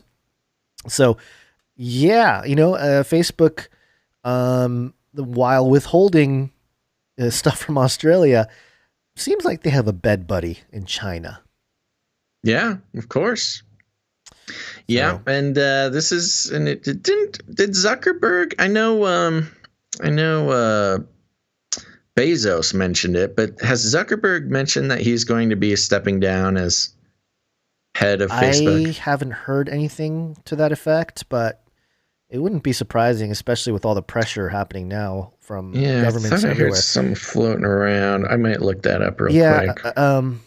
But this is actually very revealing, I think, this story and just the Australia story, because it shows what company Facebook is most like, what nation or political infrastructure they most jive with, and it's the Communist Party, CCP, it's the Communist Chinese Party. So it would make sense that we would see a kind of pushback, and people that are friendly to the communists will continue to use Facebook and not see a problem with it. Yeah, But this is interesting. Looking for that Zuckerberg thing I mentioned, this came out a couple weeks ago. Facebook's Mark Zuckerberg is the last founder CEO in big tech as Bezos steps back. With Amazon's Jeff Bezos stepping down as CEO, Facebook's Mark Zuckerberg is now the only remaining founder CEO at any of the big tech companies. Looking at Apple, Microsoft, and Alphabet, these transitions have produced a mixed bag of results, but all three have seen their revenues and stock price grow since moving from their founders. At just 36 years of age, there are no signs that Zuckerberg is close to stepping away from his role atop Facebook. I'm sure Interesting. I'm sure he's like, I win. He's the last. Yeah, I know. Yeah, I'm sure he has some sort of king of the hill mentality. And yeah, wow. Okay, that's interesting. Last founder CEO in big tech, Mark Zuckerberg. Okay. Yeah. All right. Well, just another quick cancel culture story here. Cancel culture. And this is from the freethoughtproject.com. Just a brief mention here. Esteemed academic conference on dangers of censorship, reportedly censored by YouTube. It's a circle. The censorship conference was censored. Yeah. An academic critical media literacy conference warning of the dangers of media censorship has, ironically, been censored by YouTube. The Critical Media Literary Conference of the Americas 2020 took place without incident online over 2 days in October and featured a number of esteemed speakers and panels discussing issues concerning modern media studies. Weeks later, however, the entire video record of the conference, estimated at around 24 hours of material, disappeared from YouTube. Organizer Nolan Higdon of California State University East Bay began receiving worried messages from other academics, some of which were shared with Mint Press, who had been using the material in their classrooms, noting that it had all mysteriously disappeared. Quote, "At first I thought it was a joke," said Mickey Huff of Diablo Valley College, California. "My initial reaction was, that's absurd. There must have been a mistake or an accident, or it must have gone or got swept under somehow. There is no violation. There was no reasoning. There was no warning. There was no explanation. There was no nothing. The entire channel was just gone," he told Mint Press. Huff is also the director of Project Censored, an organization that sponsored the event. And it goes on, talks about a little bit of what took place in Parler and stuff like that. But yeah, I mean, this is how China did it, right? If we're going to talk about China, wasn't it like a slow burn? Just really quietly shut down the people that would oppose a free press and just completely take over the narrative. But oppose a free press or promote a free press? I'm sorry. Shut down people that would promote a free press. Right. Yeah. So, yeah, I mean, this is China in America, basically. Communist-style censorship. So what was this? This was a YouTube channel? It sounds like a YouTube channel with an actual conference.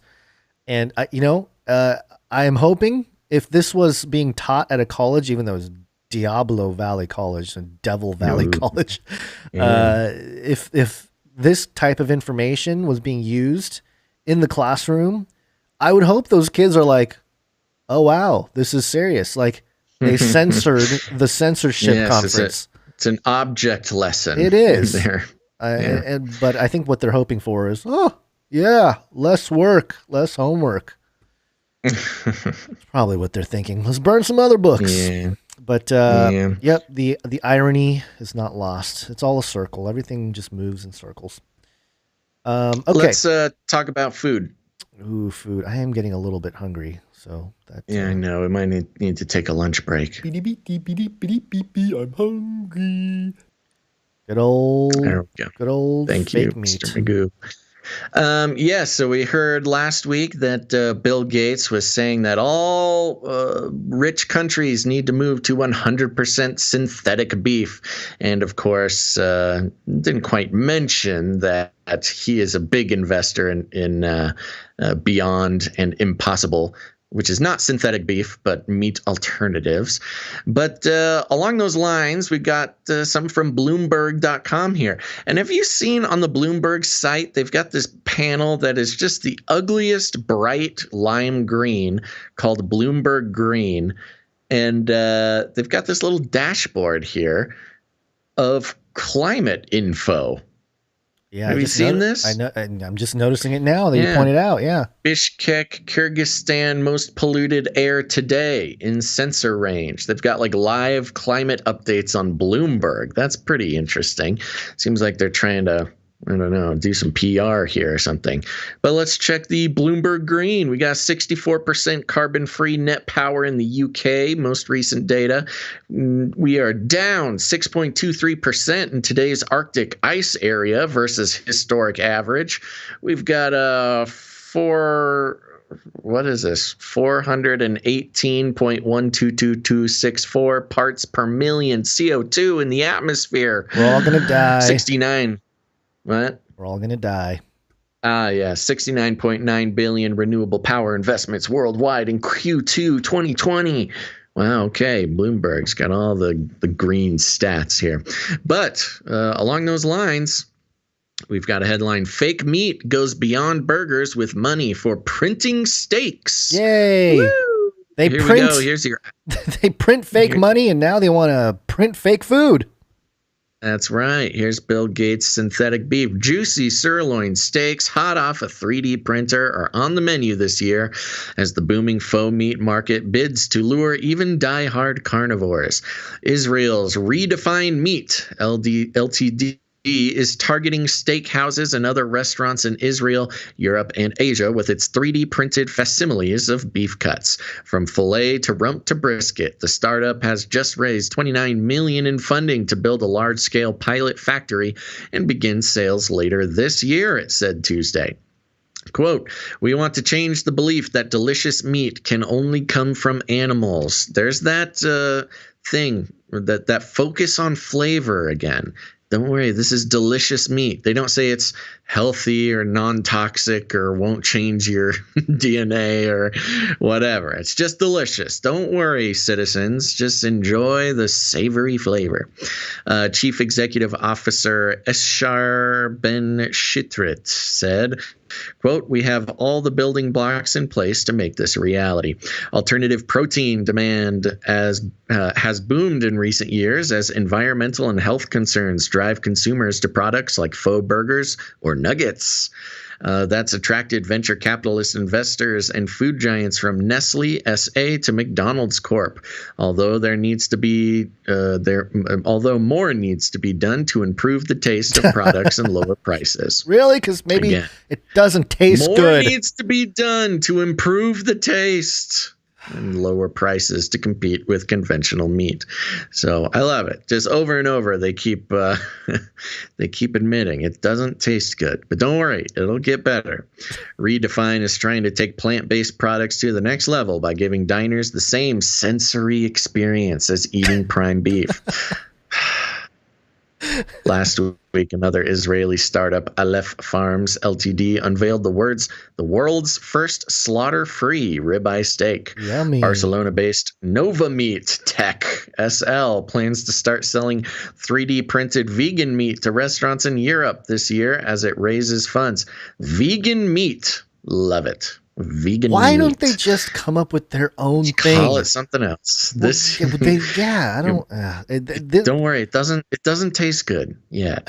This year, as it raises funds for a production scale-up, CEO Giuseppe Cionti said, while Redefine is still working on flavor, 3D printers loaded with plant-based, quote, ink can print the meat countless times and deliver a complex layering of muscle and fat to recreate the right texture. Eat this yummy ink, everybody. It's plant-based, don't worry. Okay. Quote, "Our meat today versus some other cuts of meat are the same." The Redefined CEO said in an interview, "Liar! You cannot distinguish." Liar!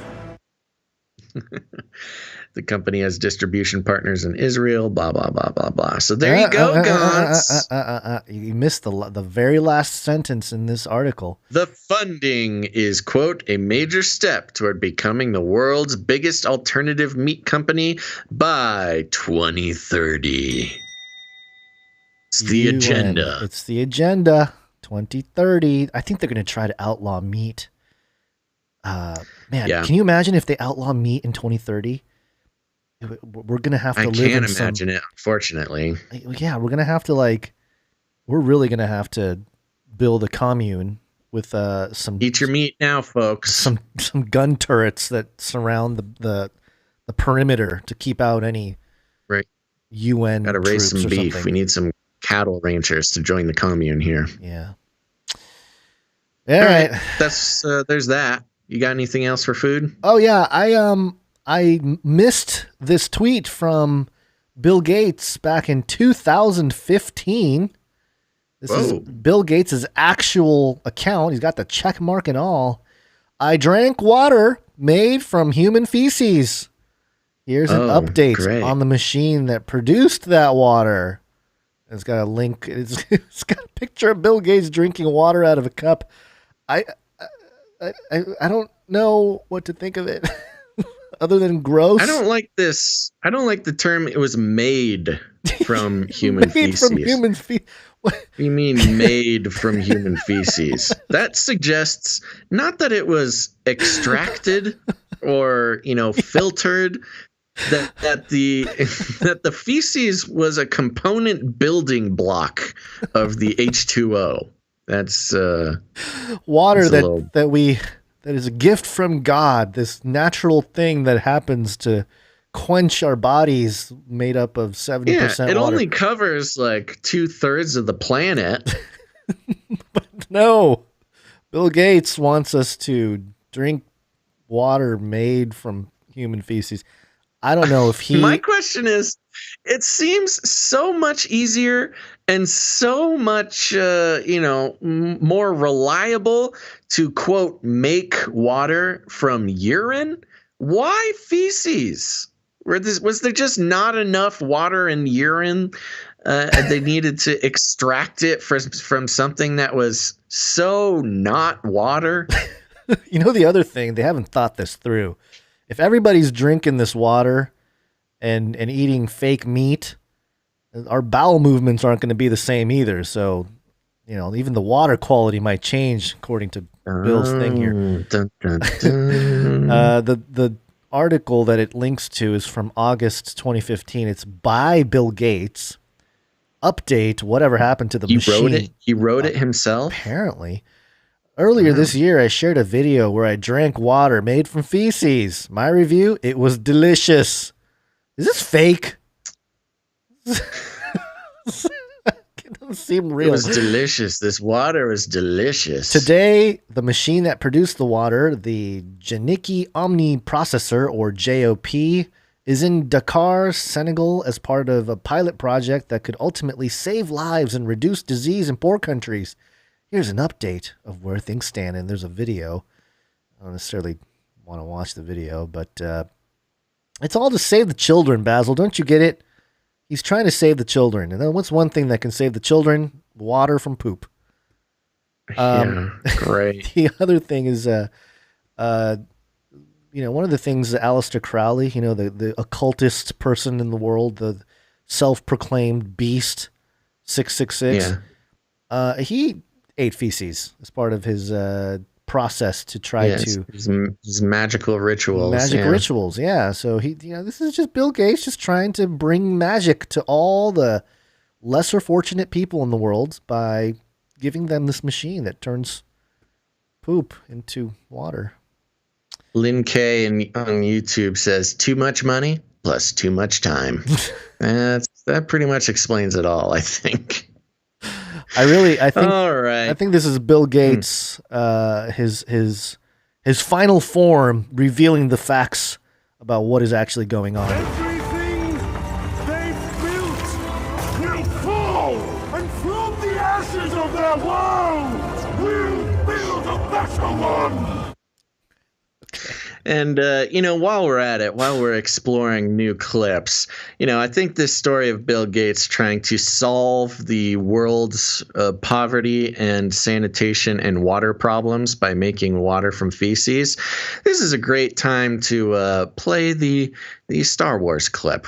Oh, yes. The Star Wars clip that you gave me that goes something like this. Congratulations. You are being rescued. Please do not resist.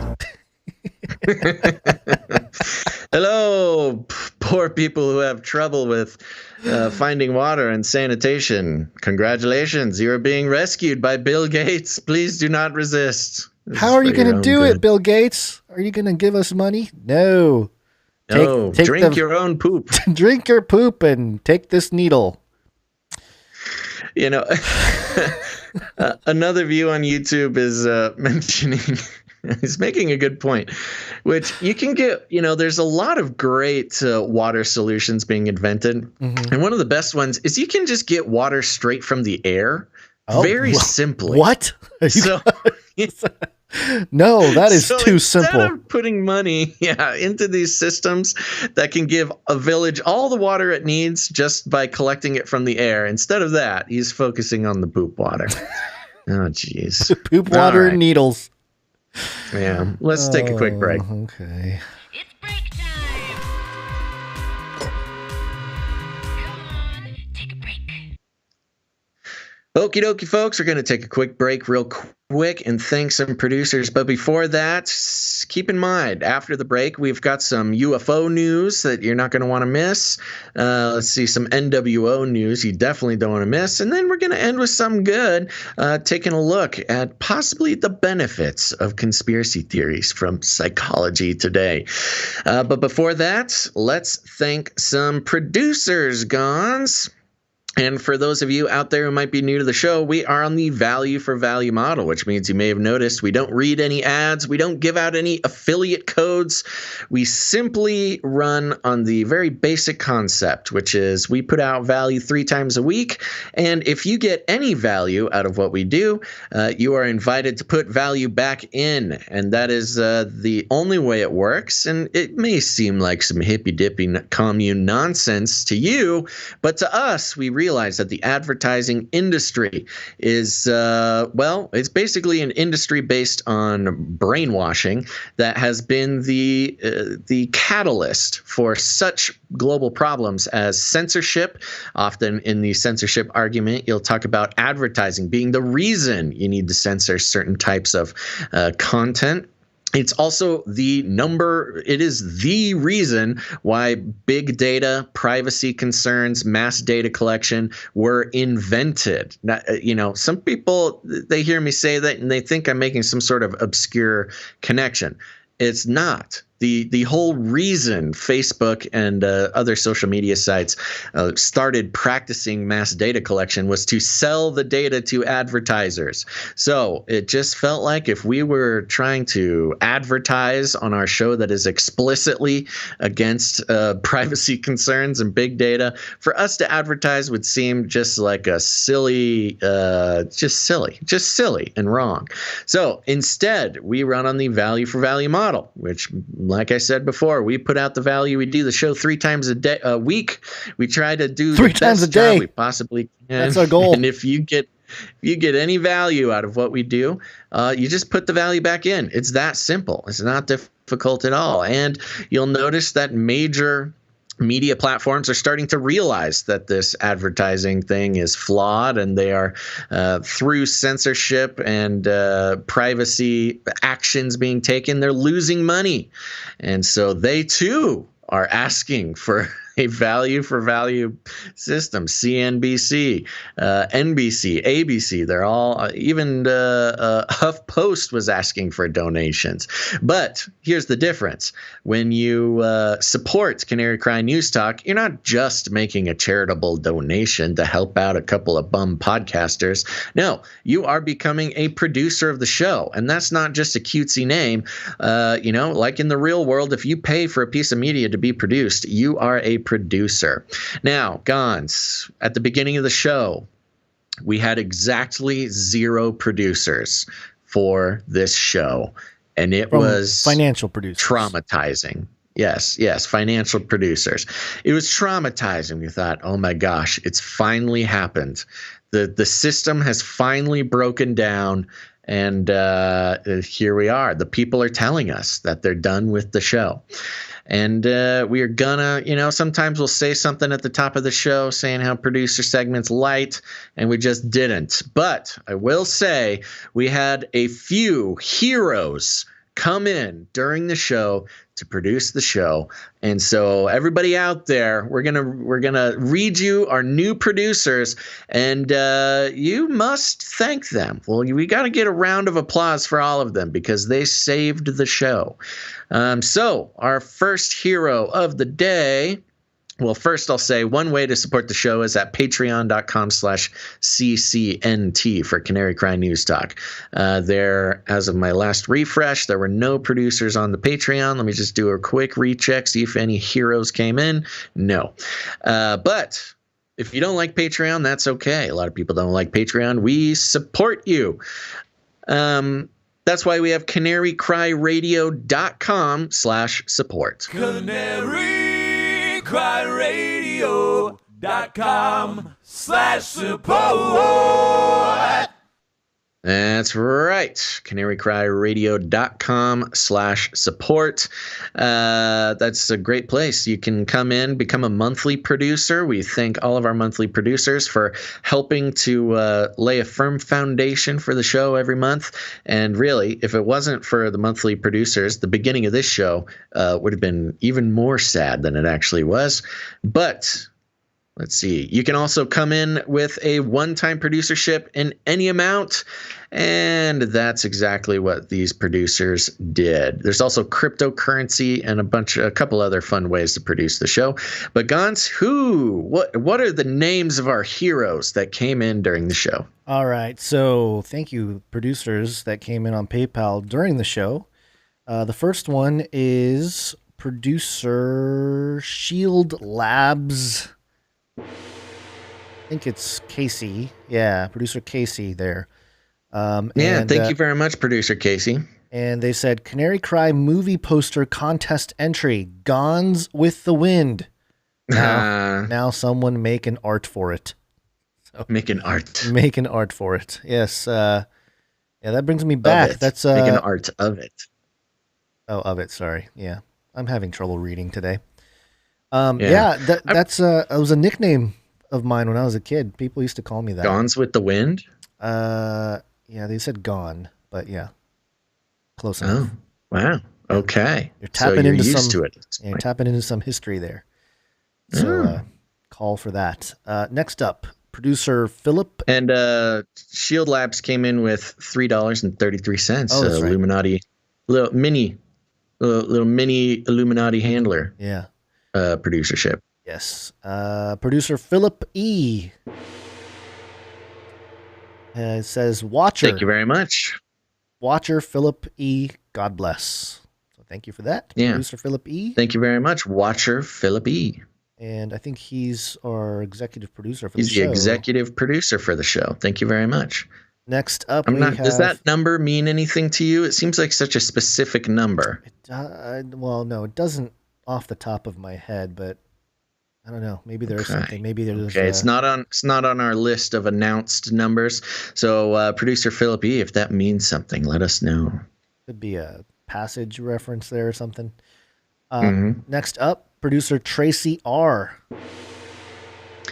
Thank you very much, producer Tracy, coming in with the 33 Illuminati handler producership. She says, "Thank you for your faithfulness as watchmen. Love you guys." Well, we love you. Love you back, Tracy. Thank you for that, producer Tracy. And next we have producer Ciara. Oops, wrong button. Thank you very much. There it is. And she says, tomorrow's Zoom hangout is Basil themed. We'd love for you and fellow Canarians to join us. And she's talking about the once a month hangout. I think it's a Zoom hangout. Yes, the Canary Cry Zoom hangout, the meetup. We got the thing up on the thing here? Yep, it's up there. She sent the flyer. Okay. Yep, it's up there. Yeah, so this is fun. We haven't mentioned this in a few episodes, but I think once a month or twice a month, a bunch of Canary Cry peeps get together, do a big Zoom hangout. It's always fun. And this sounds interesting. Tomorrow's Zoom hangout is Basil themed. So I don't know what that means. I'm imagining we'll see lots of big googly eyes, maybe some fashion, some Basil fashion. I don't know. That'll be interesting. What time is it tomorrow? It says here 11 a.m. to 3 p.m. Pacific Standard Time. We've got the meeting ID here. Oopsies. Whoa, I just made our stream full screen and it is taking over my virtual world. Oh gosh, how do I get out of this? Yes, let's see. Should we give out the meeting ID or do we have her email again? She said it was fine if we give out her email. It's at the bottom here, ciaralauren93@gmail.com. It's ciaralauren93@gmail.com. And we'll also post... send an email. Yeah, we'll post this flyer in the episode show notes. So if you go to canarycrynewstalk.com, you will see this or you'll see this flyer in the episode art. So. Yeah, and this is great, and we're very thankful to producer Ciara for doing this. It's good to connect. You got to do it. I mean, a lot of people are doing a lot of Zoom calls nowadays, working from home, but you might as well do one that you enjoy and connect with weirdos just like you. Thank you very much, producer Ciara, and I encourage as many people to group up like this as possible. And, we're coming into a time now where possibly in-person Canary Cry meetups are even possible. Ooh. So we'll see. We'll see if those start popping up again. Are we going to socially distance? We're going to be in bubbles? No? Yes. Yes? Yeah, but not because the government tells us, just because it's fun to be in bubbles sometimes. Yeah, we're all bubble boys and bubble girls. Yeah. Well, they got to be a protest. It's meetups are not allowed. No. But protests are allowed. Yes. So you got to do Canary Cry protests where you all get together and just hang out. BLM, Basil's Lives Matures. Yeah, there you go. All right. Who's next? Last but not least, producer Sherry H. Thank you very much. $33.33. Oh, Cherie, that's right, Cherie. I always mess that up. $33.33. And she says, "Hello, dear friends. Coming in with the classic dog whistle amount, signaling to my peeps. Does that make me your handler? LOL, love you guys, and God bless." Well, you're competing to be... You're in the pool of handlers. Yes, we've got many Illuminati handlers, and it's working out well. Thank you very much. Yes. And I do want to come in at the very last second, just rounding home base here, sliding into home. We have producer Charlie. Producer Charlie coming in. Thank you very much, producer Charlie. We appreciate it. And you just made it as a producer of episode 302. So thank you very much. Yeehaw. I'm not seeing a note. Let me go check, see if a separate email came in. Nope. But thank you very much anyways. Yes, very good. Oh my gosh. And coming right behind Charlie, we have I'm just going to get these out of the way since we're technically still in the producer section. Thank you so much, guys. We got producer Paula W. All right, Paula W. Play the thing. There we go. Thank you very much. You want to type in Paula and Charlie? You did already. Okay. Thank you to all of our producers of episode 302, our financial producers. We truly can't do the show without you. I saw some comments while I was describing our current situation for this episode. Somebody telling me not to be so dramatic. Truly, I mean, it is funny, and maybe I was being a little dramatic, but it is also serious. It's not serious. So our heartfelt gratitude goes out to all of our producers, and but financially is not the only way to produce the show. Gons, what else can they do? You can give us timestamps for the show, and that's Jade Bouncerson. Thank you very much for continuing to do that. And you can send in jingles as well. Today we have a couple jingles to share. The first jingle we have is, I got to switch back different page here. B-Dubs brought in the Hive Mind jingle.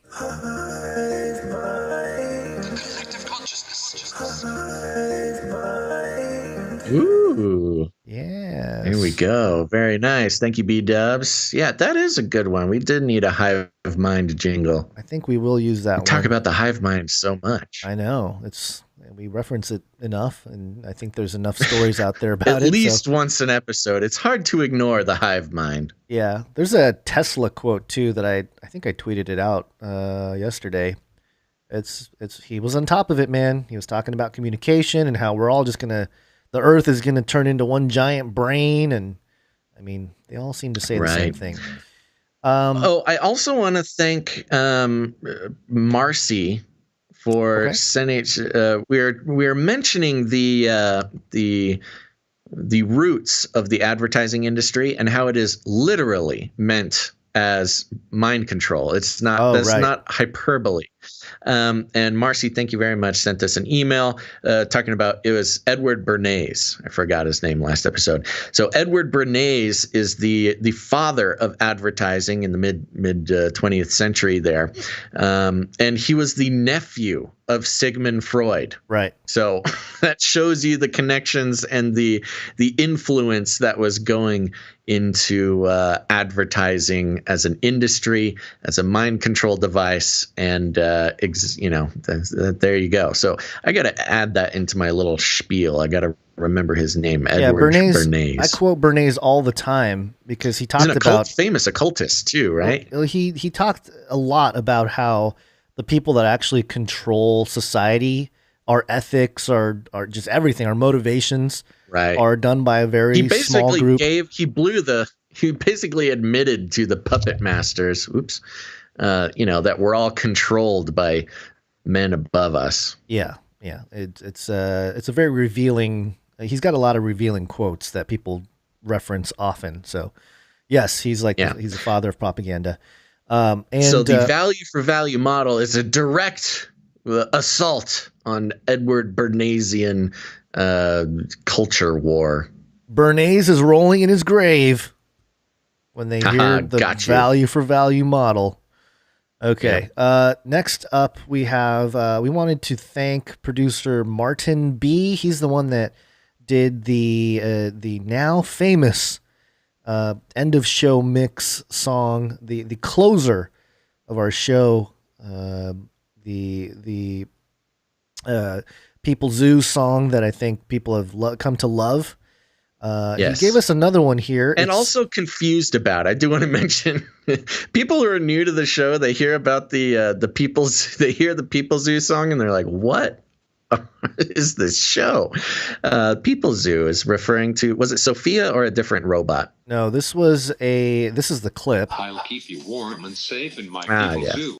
And it was a robot of I'm just totally blanking on the author. It was one of those major robots. No. It was a robot clone of a deceased author, like a really famous, I think Arthur C. Clarke, maybe.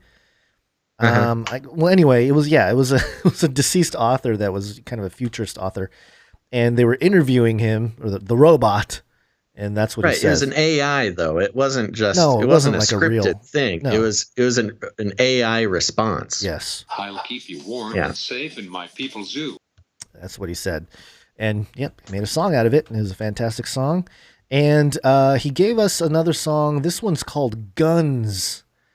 And it has to do with the Second Amendment. I'll play a few seconds here, but do listen for it at the end of the show to hear the whole thing. Ooh.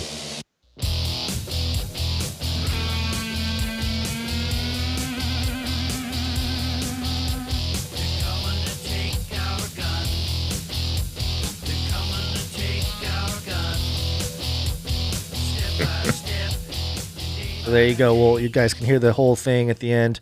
I would like to think that he's saying they're coming to take our guns. Just selfishly. They're coming to take our guns. They're coming to take our guns. Yeah. He didn't get vaxxed, and now we take him away. The intro of that song has a very Iron Man. That's Black Sabbath Iron Man vibe. I was waiting for the cool. I am Iron Man. Ozzy. For those you metalheads out there. Ozzy. Ozzy. Yeah, we know Ozzy Gons. We know Ozzy. Blight rats has. I saw Ozzy live, by the way. I know. I got to go backstage and stand kind of next to him. Oh, did you feel the arcane evil? No, I thought he was going to fall. I was like, wow, this guy is able to do rock concerts. He looks like he's. So this was before he got clean? Oh, I don't know. It was like 1998, 1999, something like that. I don't know. So it was a while ago. Up on my he was spraying the crowd with a giant water hose. It was a good time. That was back in the days when you could bite the heads off bats and not get coronavirus. Yeah. No, this is it was a good decade after the whole biting off bats and snorting ants and all that stuff he did. Crazy man. Anyway, look for that. Producer Martin B, thank you for that. And the other way you can support the show is with your art. One art, please. And we got a handful of art to share with everybody here. First up, we have one from producer Grace. I think this is, producer Grace. And she said, you can't refuse to bake a cake with Trump's face on it. Which, there it is. This is regarding the California legislation that is adding political affiliation to discriminatory policies. Yes. And then there's a quote. So everybody go get a Trump cake made. Yeah, make those cake people work. And the next one is, what is he, Voldemort? The one who shall not be named? And this was about this Biden. Was regarding, not saying Trump's name during the video, saying the past guy, the old guy, the guy before, because he's afraid that CCP will take away his money or something if he mentions his name. And the next he doesn't want to feed Trump's ego by mentioning his name. Right. Doesn't want to feed the algos. I think it would feed his ego even more if you care so much. You're thinking about him so much that you just hate him so much you just can't say his name. Arguably, that gives more power to the man than actually just flippantly saying his name like a normal person. I think it's an AI play. I think it's an artificial intelligence. Algos, not letting the algos catch it. Yeah. That's a very interesting take. Yeah. Huh. Yeah, I hadn't thought about that, but that makes total sense. I don't think Biden's smart enough to think of that. No, I mean, you tell him it's for more petty reasons, but the powers that be are, the algo isn't able to necessarily discern, like, he's talking about Trump. Yeah, sure. So, no, I get it. Yeah. And the last quote here. Cool. Yeah, because synthetic foods have worked so well with the human biology so far. Yes, this is about sense a little sarcasm. I was gonna say you really played up the sarcasm on that reading. Yeah, the quote is written in regards to. Yeah, go ahead. On Bill Gates's comment about 100% synthetic beef, which seems to fit the show today as well. But for those of you just listening, the quote is written on a piece of steak. So there you go. Just for okay. Thank you very much, Producer Grace. Producer Grace, keep it up. We love the quotes. Next up, we have a series of images that have been made by producer Mike B. This first one, it's Biden looking a little sad. Standing in the window of the White House, and it says, "Me after I searched Biden comforter and found official presidential bedding sets." You think that's real? I think so. I think, yeah. I'm gonna do it right now. Do it right Biden, now. So referring to the CNN article by Chris. Oh, what's his name? Oh, I follow him on Twitter now. Yeah, the shill something. Shill lizard. Shill lizard, that's shill right. Shills something. I Chris think it's Shill lizard. Yeah, who said one of the main points from Biden's CNN town hall was comforter in chief. Gross. Puke. Puke. Yeah. Biden comforter. Let's do a quick search. Do a search on that. Let me pull up the article just to get the guy's name too, because I want to make sure we. Oh yeah, there definitely are. Excuse me. There definitely are Biden Biden comforters, but also the first article that shows up is from Chris Shill Lizard. What's his name? Let's find it here. Hold on. Something like that. It's pretty close to It Shill is. Lizard. Yeah. I mean, that's the only thing I remember. That's what we dubbed him. Siliza. Oh, okay. Chris Shill Lizard. Shillzilla, I think is what we're calling Shillzilla. Chris Shillzilla. Okay. Dang, we need to make a fake Twitter account called Chris Shillzilla. I have no idea what would go on it, but we can just be it could be a troll. We can be the troll, and we can pretend to be the CNN. Just take all the tweets that he tweets and put them into Shillzilla language. Yeah. All right. Producer Mike B sent another one. This is the Terminator with a overlay of the screen of the robot. We talked about the Flippy. Yeah, the cute Flippy. The cute Flippy. A wink. But his body is Terminator's not so scary now. Yeah. He doesn't have the red eyes. Wow, Mike B is sending in a lot of stuff this episode. And then we've got another one of these I Spy riddles. No, it's the I don't know. It's not I Spy, but he called it an I Spy. He's got a picture. He did? Okay. Yeah, well, we can call it that. I plus Juana. I wanna plus there's a milkshake. Shake. I wanna shake things up. I want to shake things up. I want to shake things up. There you go. Thank you very much. Very good. If you don't get that reference, you will in about 45 minutes. Yeah, maybe less. And then next up, we have one from producer Aaron, and he had a note here. Let me try to pull it up. I forgot to put all the notes in there. This says, he just said Gon's inspired art. And it's the 1 Timothy 4, verse 1 and 3.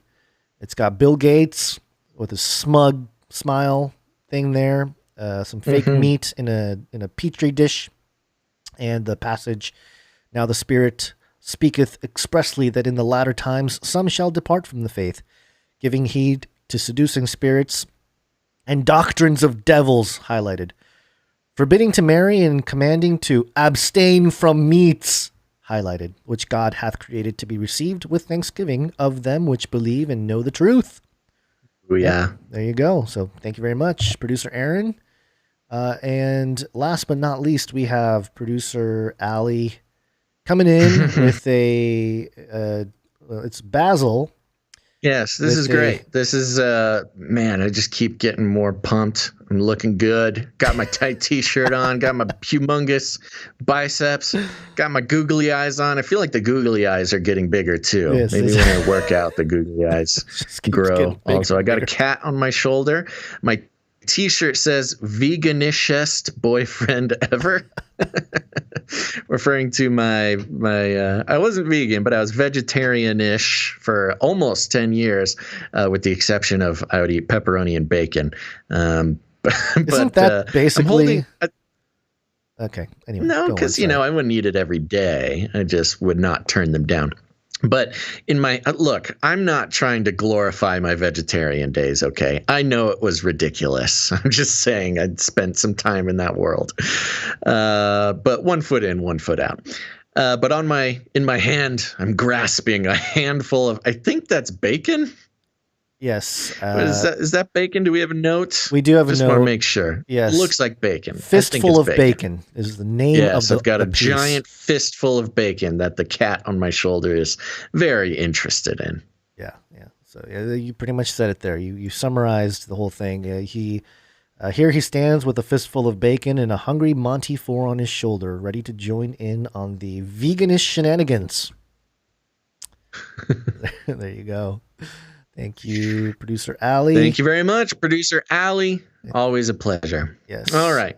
Is that all the things? I think that's all the things, yeah.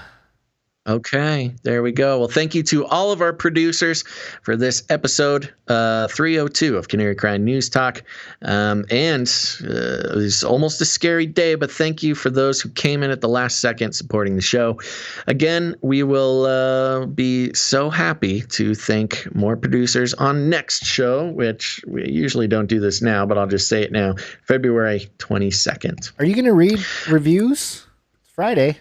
Oh, yeah, it's Friday. Oh, and I got charts. Oh, yeah, charts. I got charts, Gons. I got good charts. This was a good week. I want to say, top of the list here, we made it top 100 in news commentary in the United States of America. Which doesn't happen all the time, but we're happy when it does. So thank you, producers, for playing your part in getting us to top 100 in news commentary in the United States. Not to be outdone, we also made number 87 in Australia. So I'm glad we connected with our Australian listeners, producers. Thank you very much. Let's see here. Not to be outdone, 79th in Sweden. We also had a Sweden story. So see, this is good. We're an international show, and we got to remember that. We're international, not globalist. That's a better way to put it, right? We're international. Yes, right, exactly. Yeah. International, between many nations, not one globe, many nations. And again, one that was fun, talking about Putin sauce here, number 77 in Russia. Oh, hey. Yeah, see? Maybe Putin is listening. Yeah. And again, some more of our Scandinavian friends, number 94 in Norway. What's up, Norway? 79 in the Netherlands. Nice. So Scandinavia is really on the Canary Cry train right now. Is Netherlands technically Scandinavia? I'm not sure. Excuse me, Netherlands listeners, for my ignorance. But I believe that's where producer Lloyd is from. Netherlands is not part of Scandinavia. See map. Okay. Thank you for fact checking me. Fact check. Sorry, Netherlands. But I do believe that producer Floyd is from the Netherlands. Cool. Hopefully, I'm not wrong about that. Keeping moving, talking about the South African variant, 63 in South Africa. Oh, very cool. Yeah, I'm not sure where this came from, but number 43 in the Czech Republic. Oh, nice. Yeah, news commentary. So did we mention Greetings, Czech Republic. I don't remember if we did a story from the Czech area. No, we talked about Estonia. I don't think we mentioned Czech Republic. And this was our biggest jump. Oh, no, it wasn't our biggest jump, but it was one of the bigger ones. Now, here's the thing. We are usually categorized in news commentary because that's what the show is. We're news commentary. We're not news proper. We don't necessarily go out and do a lot of reporting ourselves, except for our boots on the ground producers. So I guess we do some true reporting. But we got in the news category, news proper, which is a much more difficult category to get into, in Uganda, number 71. Yeah. All right. So we got some Ugandan listeners. Thank you very much, Uganda. And again, Uganda in the news commentary. So 71st in news. But in news commentary in Uganda, number 5. Hey. Yeah. Cool. So what's up to Uganda?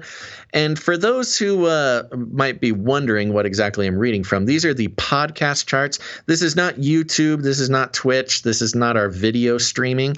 I often see in the comments some confusion about, because a lot of our live broadcasts, we don't get a whole bunch of viewers per platform. So, there might be like 100 people on the YouTube on the Canary Cry YouTube, and they're like, what? These guys only get 100 views? No. We are mainly a podcast going through the RSS infrastructure, and that's where these charts come from all around the world. So thank you very much to all of our international listeners for getting us on the charts. Okay, now time for reviews. Thank you to everybody who left ratings and reviews. This is awesome. It really helps spread the show again on the RSS feed, the podcast infrastructure. And here we go. These are coming from Canary Cry News Talk on Apple Podcast. And this is from Jonesy76. 5 stars. The worst part is when it ends. At first, I wasn't sure about the show. We get that a lot. But after listening for one episode, I found Basil and Gons to be very informed and up-to-date with current events, whether you are a believer or not. This is a well-rounded and surprisingly intellectual show. Surprisingly. It's kind of like a low expectation type situation there. And then I think pleasantly surprised. Sorry, go ahead. I like it to be surprisingly intellectual. You know, if we were explicitly intellectual, it would kind of be boring and it'd be NPR. You know? It'd be NPR. Today, yeah, exactly. So being NPR. Surprisingly intellectual is about the best compliment that Jonesy could have given us. Thank you very much. With subject matter ranging from futuristic robot technology to microbiology and how it's being implemented into our daily lives. There's no shortage of comedy and entertainment. The show is very multifaceted, and you can expect the odd surprise as it is live. If you have something to add in the chat, you can expect a call out if it is connected with the subject being discussed. In the live chat, it is very welcoming and you feel like you're part of a community. It is well monitored and cut down any aggressive bullying whilst allowing for free discussion. You can also participate in the show by sending in your artwork and other artistic abilities like music that you might have.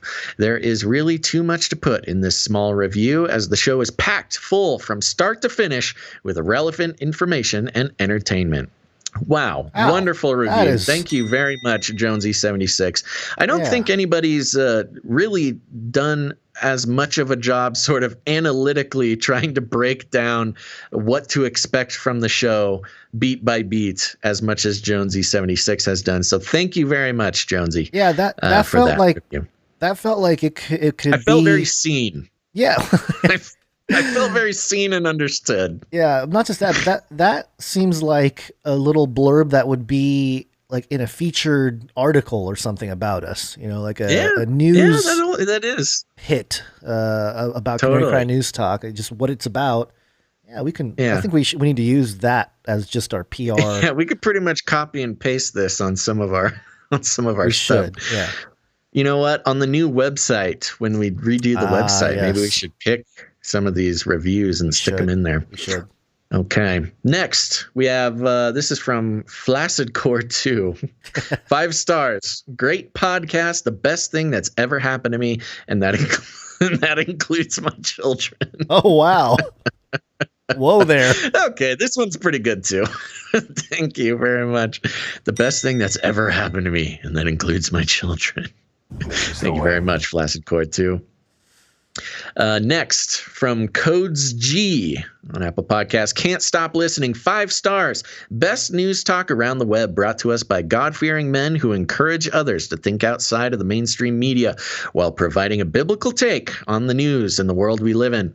Thank God for you guys who helped produce this awesome show. There you go. Shout out to the listeners. All the producers. Thank God for you guys who helped produce. Sorry. Yes, that's what I meant. Producers. You get a nice, you get a mention. Thank God for you guys who helped produce this awesome show, and thank God for those who listen. Oh, and listeners. There you go. Sincerely, a longtime listener. Thank you very much, Codes G. Excellent. Wow, this is a great collection of reviews today. Just a couple more. Deeper Cut. Whack. A great show. 5 stars. Love you guys. Do a great job at exposing the lies of the media. Longtime listener, first time caller. LOL. Keep up y'all's work. Thank you very much, Deeper Cut. Next, we have Bun Poopy Face. Oh, 5 stars. Didn't they leave a review before? I thought there was some. Did I already? No. It was a while ago, but I recognized the name. It kind of rang a bell in my I don't brain. recall. Okay. Yeah, I don't know. But maybe. Thanks for the second. Maybe it was on Canary Cry Radio. I don't think you can leave 2 reviews. Really? So maybe it's an update? I don't know. Bun Bun Poopy Face, 5 stars. The child has spoken. Don't miss the best episode of 2021. Baby knows best, and this baby is after Pretty Face Basil's co-host position. With the heart-melting cries of sheer hunger, he conquers the timid screech of Basil's pubescent T-Rex roar, his sad, scratchy, gusher, guzzling Super Bowl announcements, and is pleased to cut to the break. The child will not be silenced. He rises in victory with a hiccup at 1 hour and 21 minutes and 13 seconds and a burp during Basil's rant on his money-hungry power grab for mayor. Hashtag Team Baby. Hashtag Baby for co-host 2021.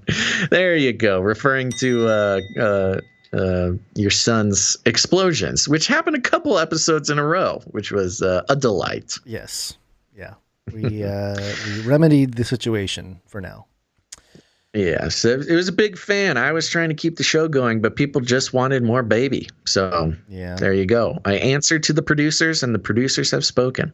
All right. Okay, couple more here. I can't remember the last time I read reviews. So we kind of have all of February we're going through here. This is from 757 Hooligan, the best, 5 stars. These guys are my go-to podcast. They provide an insightful, intelligent, entertaining, and biblically grounded take on today's events. So thankful to have found them. God bless. Hashtag Team Basil. Hashtag gout causes tooth pain. Okay. Thank you very much. So we've got hashtag Team Baby, hashtag Team Basil. Next, we have, we may have read this one, but I'm going to do it anyways. Deluxeson Killer. 5 stars, 6 stars if I could. I've been listening for a few years. Sorry it took me so long to give a 5-star. You guys have a great show, and I love listening to each episode while I'm at work. My only issue is that you guys need to do a show on Tuesday and Thursday. That one was a repeat, but I'm happy to do it. Thank you very much, Deluxeson Killer. There you go. So yes, we have a call to do a show every single day, which would be a good way for us to lose control of our lives completely. It's very, very true. Yeah, I don't think people realize the time it takes to prep these shows. It's a lot. And the actual show it's itself, a full work day. And then a post for sure. stuff for the show. From start to finish, and everything in between, it's definitely a full 8-hour workday on show days. And then we're also doing stuff not on show days as well to keep the thing running. So yeah, there you go. But maybe someday, if producership allows, we could do every day. We'll see. Okay, there we go. Those are all the reviews. Thank you, everybody, so much for leaving those reviews. They are wonderful. And as usual, they help the algorithms spread the show. It's very important, sometimes, again, not being hyperbolic, it's very, very important for the show to get these reviews. And Gons and I read them all ourselves, and we also read them on the show. So do it. If you haven't done it already, leave a rating and a review on Apple Podcasts. I was feeling a little strange about specifically calling for Apple Podcast reviews because, there's dozens of places you could listen to the podcast version. So I always try to include Stitcher and stuff like that. But I looked at our stats. Everybody listens on Apple Podcasts. I mean, the very few people listen on non-Apple Podcast apps. Not that I want to promote inequality for you Stitcher and Podbean and SoundCloud listeners, but there you go. Leave a review wherever you can. Okay, I think we did it now. Are you ready to wake up? Yes, it's wake-up time. Hey, yo, wake up. Yes. Wake up. And let's start things back up with story about UFOs, or it's not really a UFO, but aliens. It's not really aliens either. Uh-oh. What am I going to go with here? I will go with I'll just go with my favorite for today. What are you talking about? It's the suspense. They built will fall, and from the ashes of their worlds, we'll build a better one. Good enough. Okay. PopularMechanics.com. Skunkworks is about to test a secret new aircraft called Speed Racer.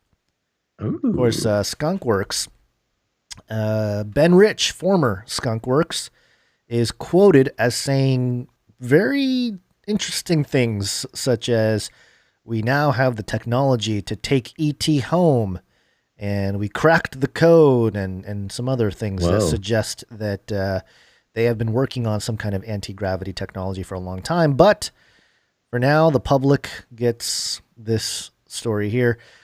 Lockheed Martin's famous Skunkworks division will soon begin testing a secret new aircraft, according to Aviation Week. How is it not secret? So secret? Yeah, I was going to say, not so secret now that it's published on Popular Mechanics. Lockheed designed the uncrewed vehicle named Speed Racer using an all-new digital engineering process known as Star Drive. The aircraft's mission, if it even has one other than validating the Star Drive process, is still a total mystery. Lockheed originally announced the aircraft in September 2020.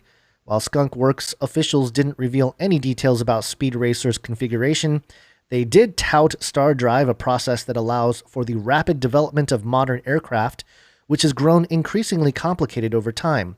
Star Drive should allow for faster and cheaper development of military craft.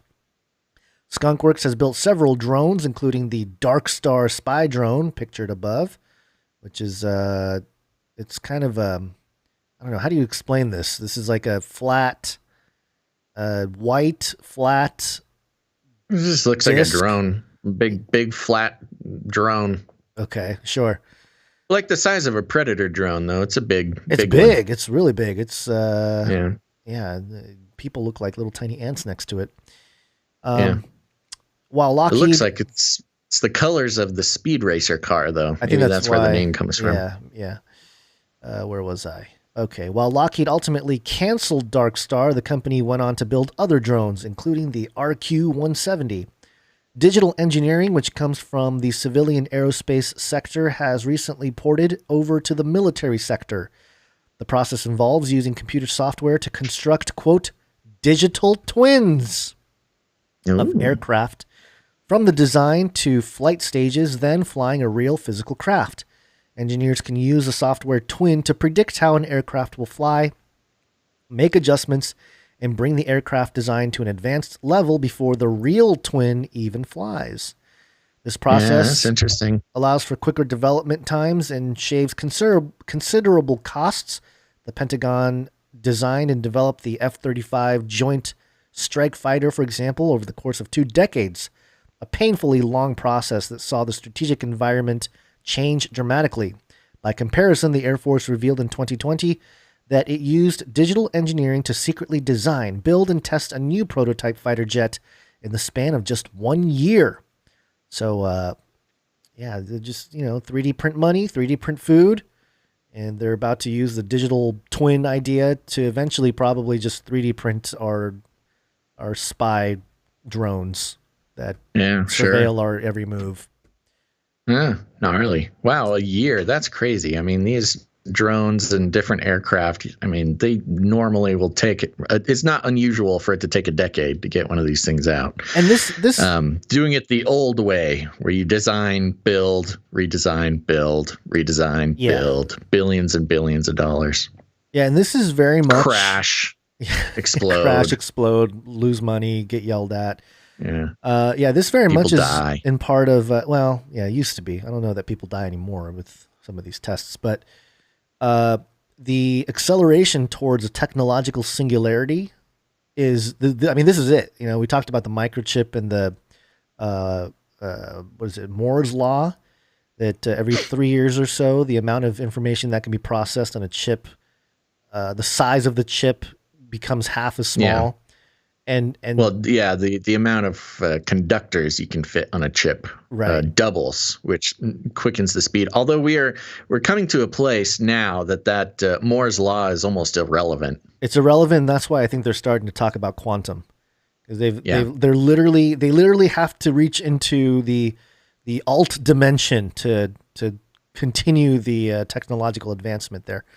But I mean, it's I think this is just an example of seeing that effect in all sectors of technological development, even with aircrafts, which again usually takes a long time to develop.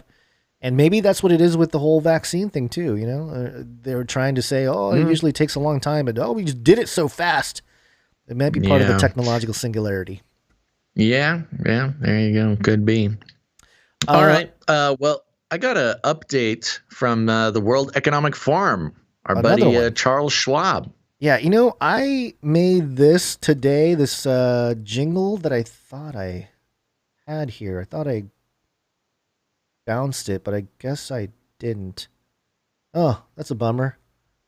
I should have actually done it. It was a New World Order one, but all right, I don't have it. You can. I was going to give you notes on this before the show, but since we're on it now, basically this. Go ahead with the story. Read a couple paragraphs there, but I think we'll take it as it comes here. Okay, go ahead. This is the worldeconomicforum.org. Can you put a price on peace? This study says you can. Or put another way, how much better off would we be in a world where armed conflict was avoided? Around 14.4 trillion in the 2019, according to the Institute for Economics and Peace, which crunched the numbers. That's about $5 a day for every person on the planet. To give some context, 689 million people, more than 9% of the world's population, live on less than $1.90 a day, according to the World Bank figures, underscoring the potential impact peace-building activities would have. Oh, peace-building activities. We know what those are. Yeah. Just over 10% of global GDP is being spent on containing, preventing, and dealing with the consequences of violence. Vague. As well as the 1.4 million violent deaths each year, conflict holds back economic development, causes instability, widens inequality, and erodes human capital. Then we've got some graphs here. Very high peace. This graph seems very elementary, if I can use that phrase. But, I don't even fully understand it. The cost of violence on the vertical end of the graph here, it says percentage of GDP. On the horizontal part, it does not have a title level of for peace. What this is. Level of peace. Yeah. So it says here at 4% of GDP, you have very high peace. 5% of GDP, high peace. 7% of GDP, medium peace. 10% of GDP is low peace. 26% of GDP is very low peace. But what is this saying? If you spend 26% of GDP, no. It's saying that when there's very low peace, it eats into 26% of the GDP. Okay. So it costs more money to have low peace. This shouldn't be a surprise to anybody. I mean, that's what the whole military-industrial complex is about. Is it's expensive to wage war, and companies like to wage war because they make money. Yep. So moving on. In a report titled "The Economic Value of Peace 2021," the IEP says that for every death from violent conflict, 40 times as many people are injured. The world's 10 most effective countries are spending up to 59% of their GDP on the effects of violence. Okay, wow. But the picture, these numbers are crazy, but the picture is not all bleak. The economic impact of violence fell for the second year in a row in 2019 as parts of the world became more peaceful. The global cost dropped by $64 billion between 2018 and 2019, even though it was still $1.2 trillion higher than 2012. Then we got another graph. In 5 regions of the world, the costs increased in 2019. The biggest jump was in Central America and in the Caribbean, where a rising homicide rate pushed the cost up 8.3%. Okay, so they're not just talking about war. They're talking about all violence. All violence, yeah. Okay. This just seems That's like how you an measure exercise. peace, Basil. Seems like some mathematicians were just bored someday, but let's try to get to the point here. Syria, with its ongoing civil war, suffered the greatest economic impact, with almost 60% of GDP lost to conflict in 2019. That was followed by Afghanistan at 50% and South Sudan at 46%. The report makes a direct link between peace and prosperity. We didn't need mathematicians to tell us this. Okay. It says that since 2000, countries that have become more peaceful have averaged higher GDP growth than those who have become more violent. Quote, this differential is significant and represents a GDP per capita that is 30% higher when compounded over a 20-year period. Okay, nerd. The report says, adding that peaceful countries also have substantially lower inflation and unemployment. Okay, no kidding. Tell me something I don't know here. Come on. Quote, small improvements in peace can have substantial economic benefits, it adds. Quote, for example, a 2% reduction in the global impact of violence is roughly equivalent to all overseas development aid in 2019. Mm-hmm. Equally, the total value of foreign direct investment globally only offsets 10% of the economic impact of violence. Authoritarian regimes lost an average of 11% of GDP to the cost of violence, while in democracies, the cost was just 4% of GDP. And the gap has widened over time, with democracies reducing the cost of violence by almost 16% since 2007, while in authoritarian countries, it has risen by 27% over the same period. The report uses 18... Is that saying that democracy is reducing the cost of violence? Or is that saying they're able to have the same amount of violence but make it cheaper? You know, that's interesting. They are not distinguishing between... Yeah, that's a good point. They're just more efficient at... They could be... They're not specifying. They could be saying that democracy just has more efficient violence. Efficient violence, yeah. It's just authoritarian more countries. Cost-effective violence.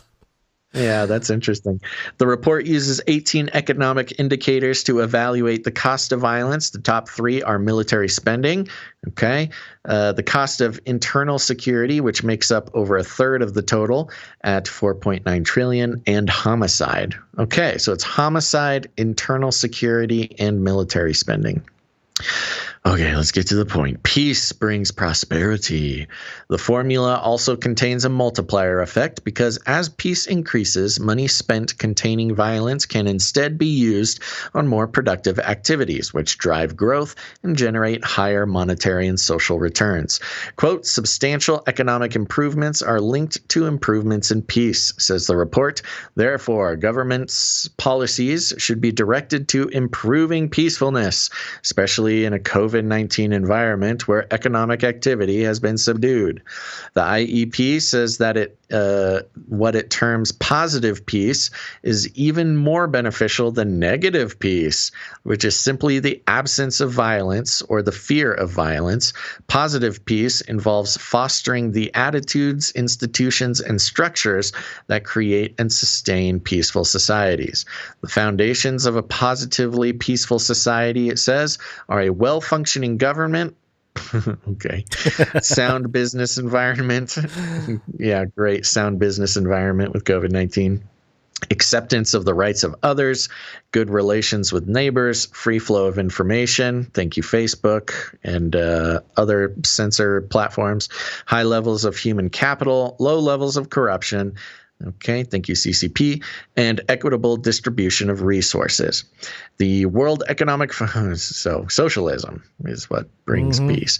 The World Economic Forum's report mobilizing the private sector in peace and reconciliation urged companies large and small to recognize their potential to work for peace, quoting the former Goldman Sachs chair.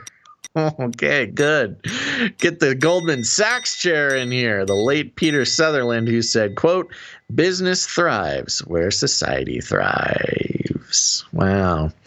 That was kind of a whole lot of nothing there. Whole lot of nothing. And I like how at the end of the article, their punchline to really wrap up what they're trying to say is former Goldman Sachs chair, which Goldman wasn't, they were slammed for doing all kinds of crimes, financial crimes, right? Yeah, wasn't a great guy. Pretty Goldman high Sachs. corruption. Yeah, I wonder what Halliburton and Raytheon and all of our other military contractors think about this. Well, that's what I I'm don't saying. know if they think that they make more money when there's peace. And this article, because it's the World Economic Forum, we know that this is kind of how the elite circles want to start having the discussion of, they don't mention the phrase here, but stakeholders capitalism. I think this is directly tied to that because they're using GDP as still a metric, right? And they're connecting, or they try to connect this idea of violence levels to the financial infrastructure, and then trying to justify like, oh, look, we save money when we're less violent, based on what? Less corrupt government, more. What was it? It was like all that we've never had. The things that we've never had, and the things that are part of the conversation with stakeholder capitalism. I think it's the same stuff they were talking about. Yeah. Well, now the interesting thing with this also, and is that this is coming from a globalist perspective. Yes. Remember, the World Economic Forum is the premier globalist agenda moving organization, because they're talking in a global sense here, where, you know, if everybody's peaceful, everybody will benefit. What they fail to mention is that, and now everybody knows I'm no warmonger. I abhor, the military-industrial complex is ridiculous. But like in the case of America and any war, when there's a war, the winner almost always comes out significantly richer than they were before they went into the war. And not all the time. And they can shape the narrative. Yes. In modern warfare, the most prosperous times for at least America has been directly following a war. So it's interesting to see this compared to, like, with American history. And look, I'm not promoting that America gets into any more wars, but that's part of America's prosperity plan, albeit evil, is to stay in perpetual war because you can benefit from perpetual war. And that's why the Middle East has been such a target for so long. We go to war, whether it be official boots on the ground war or economic war or war of intelligence, whatever it is. War is very profitable. And that's why we are in the place that we are in.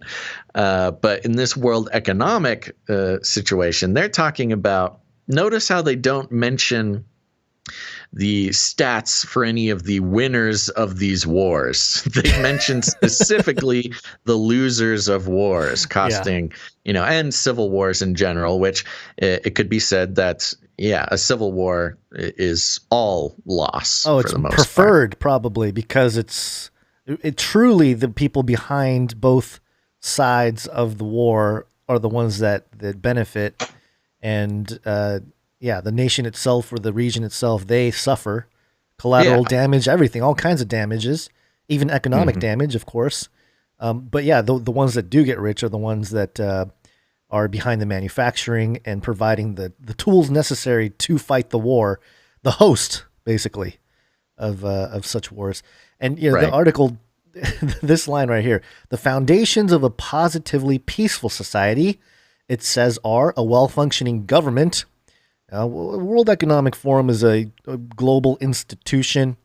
Would you call them barely an institution? It's a club. A club of rich okay. guys. Club of rich guys.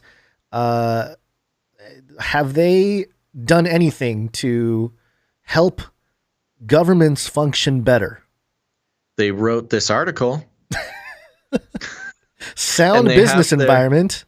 They have their wellness retreat every year, the World Economic Forum Davos Summit.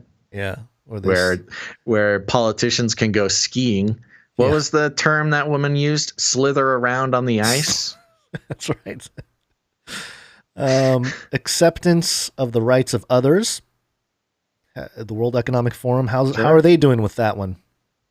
I'm just trying to put a mirror up to the rights of others to the World Economic Forum. I mean, that's the thing with the World Economic Forum. The rights of others. You mean the rights for us to determine our own future and not have a global cabal of rich people gather at a ski resort and decide our fate? Is that what he means? I don't think that's what he means. Good relations with neighbors. Free flow of information.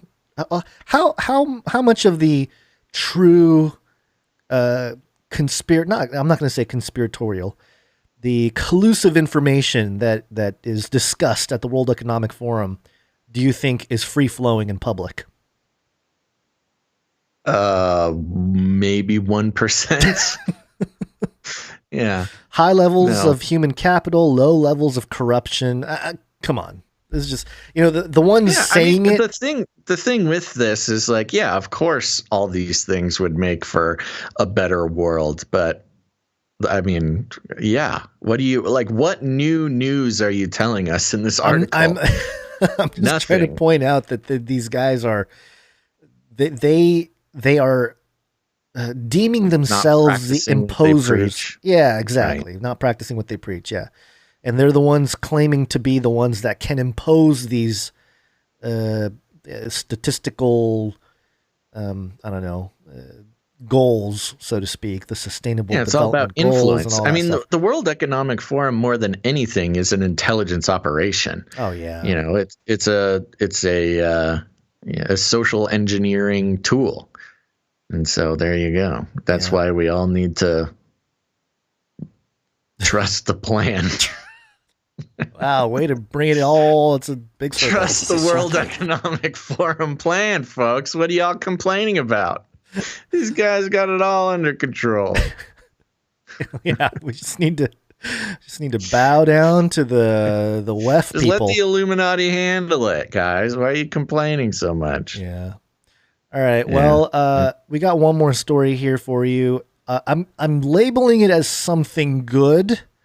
Although you guys, you can all be the judge. Tell me something good. And there goes any kind of free press there. We probably just got dinged. There's our copyright strike. Yeah, copyright strike. PsychologyToday.com. The unexpected benefits of conspiracy theories. Ooh. Oh, wow. Changing your tune a little bit there.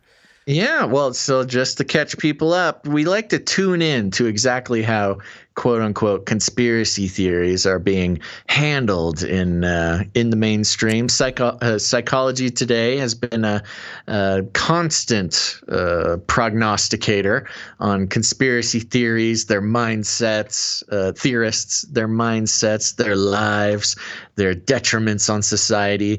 This is the first time we've seen something positive about the conspiracy theories. Yeah, I'm going to read it all the way through, and it's hilarious because there's an update at the end that it's good. Okay, let's just get through it here. We all know that conspiracy theories are bad. Do we? Oh. Do we all know that? I didn't realize. Okay. I didn't realize it was just all bad. Obey. They cause people to make outrageous claims and do misguided and sometimes dangerous things. Oh, like do a podcast. Or stand on or really buy Bitcoin. Draw moral boundaries on things. We say an idea is a conspiracy theory when we want to completely discount it and to discredit its speaker. Hey, that's a moment of self-realization I was not expecting. Yeah, I think this author here, what's his name? Self-awareness, rather. Ewan Morrison was having, I think he had an existential crisis because it has something to do with his family. We'll get to it here. Okay. There are, of course, many conspiracy theories out there that seem plain insane. The moon is a hologram. The earth is flat. And these things are being hidden from us by the NASA, NATO, Illuminati, New World Order conspirators, who may also be a super race of lizards who arrived in UFOs. Well, see, that's just erroneous. They did not arrive in UFOs. They stepped through interdimensional portals. I know. Get your facts This guy right. is just being insulting. However, I'd like to explain why I believe there are some psychological benefits to believing in conspiracy theories. There must be, as 50% of all Americans reportedly believe in one conspiracy theory or another. It works for them. Playing devil's advocate, I'd like to try to work out what the unexpected and even unintended benefits are for some people of investing in a conspiracy theory. Talk about walking on eggshells there. Ooh, investing. Should we make a conspiracy token? Conspiracy coin? We should. We can really invest in conspiracy. We could really do something good like idea. that. Yeah. Somebody should get the Illuminati cards and make them into NFTs. That's our exit strategy right there. But first, a little background on me and the conspiracy theory I was born into and the relationship I see between mental health, conspiracy theories, and our innate human need to have, quote, stories to live by. My father suffered from mental illness due to childhood traumas. Like many of his generation, he was never properly diagnosed, but he may have had CPTSD or BPD, and he battled against chronic depression all his life. What's PTSD is post-traumatic stress disorder. What is C-PTSD? Do you know what that is? Conspiracy post-traumatic stress disorder. Okay. That's it? I have no idea. There's no link for it. I don't know. There's a We'd link have to look it up. there, but anyway. He was a good, loving, but vulnerable man, and one thing that gave him focus and strength was a conspiracy theory that he lived by. His theory was that the British state had conspired to keep Scotland under subjugation in order to exploit its oil resources, and that the 1979 independence referendum had been, quote, fixed to ensure Scotland voted no. He believed that... I know, isn't that just like the most mundane? This isn't aliens and reptilians but that's not that crazy of a conspiracy theory. I know lots. I don't have lots of friends over there, but as for those who have been listening for a while, you've heard me speak about the troubles in Ireland, and I've also gotten some info on this 1979 independence referendum. This is something a lot of people think is true. This could hardly be a conspiracy theory. No, this is, and again, this isn't like, I was expecting him to say like, oh, he believes he speaks to interdimensional reptilian figures. He had bipolar and PTSD. He believed in lizard people. No, he believes actually a pretty common thing that's not even a conspiracy theory. It's just general politics. Yeah. It's just... I'm going to keep going here. He believed that radical separatists like himself were under telephone surveillance by MI5. He said he could hear a click on the line, and that the UK government... Okay, hold on. MI5 notoriously tapped, not just MI5, but its predecessor as well, notoriously tapped phones of separatists. I don't know much about Scotland, but they definitely did in Ireland as well. Yes. Trust me, it gets... this okay, I'm sorry. I'll stop interrupting. No, it's okay. We get it. It's okay. His crazy conspiracy theorist father doesn't seem that crazy. No. So he believed that the radical separatists like himself were under telephone surveillance by the MI5. He said he could hear a click on the line, that the UK government was conspiring to remove him from his job, and that this, quote, suppression of the Scots conspiracy dated back to the Highland clearances, 1750 to 1860. Arguably, we could say that this conspiracy theory was symptomatic of his mental health issues. Persecution phobias are common with people who have experienced childhood traumas, but here is where I would argue there was a benefit from this conspiracy theory. Okay, number one, it gave him a narrative for life. Perhaps one of the biggest problems we face in the modern secular world is orienting ourselves with life narratives or reasons to live. People with depression very often complain that there's no reason for anything. After having suffered many periods of depression myself, I cannot tell you which comes first, the clinical depression or the sense that you've, quote, lost the plot. logotherapists such as Viktor Frankl, and also the existential therapists. Did I say that wrong? No. I just read his book. Oh, you did? Yeah, Viktor about Frankl? the logotherapy thing. Ah. Yeah, it's interesting. And also, the existential therapists stress the importance of finding and sticking to a life narrative for good mental health. As Frankl said, paraphrasing Nietzsche, quote, "He who has a why can survive any how." After all, life in modern consumer society is fragmented, and our commitments are increasingly short-term. We increasingly lack a why. We have lost the job for life, the relationship for life, and even the identity for life. And these used to be narratives that rooted us, gave us long-term goals, and guaranteed certain established outcomes for us. Today, many experience that gnawing sense of anomie. Is that how you say it? Anomie? I always said anomie. Okay, anomie. But I'm not really sure. Diagnosed by Durkheim. Yeah, I read about Durkheim. I don't remember the anomie so much. But that was back in college, so I might have not paid attention too much. A sense that we are college. Yeah, I know. A sense that we are uprooted with little moral guidance or standards to follow. A sense also that we are cogs in a wheel, disposable bodies. That what we do in life doesn't really matter. We're alienated from each other and from meaningful life goals. Many of us stumble from one short-term goal to the next, with no sense of a bigger life narrative. And we keep the sense of pointlessness at bay with short-term fixes. This state of, quote, liquid modernity was well diagnosed by Zygmunt Bauman, and I believe this sense of, quote, living without a plot is one reason for this rise in depression in the modern world, especially among the young. Sounds like nihilism to me. Looking at my father, I can see that he had replaced his devoutly Christian mother's explanation of the universe with his own surrogate conspiracy theory. He'd experienced a breakdown after losing his Christian faith, and his new belief allowed him to set life goals accordingly. He and his fellow anti-conspirators would work to overthrow British rule in Scotland.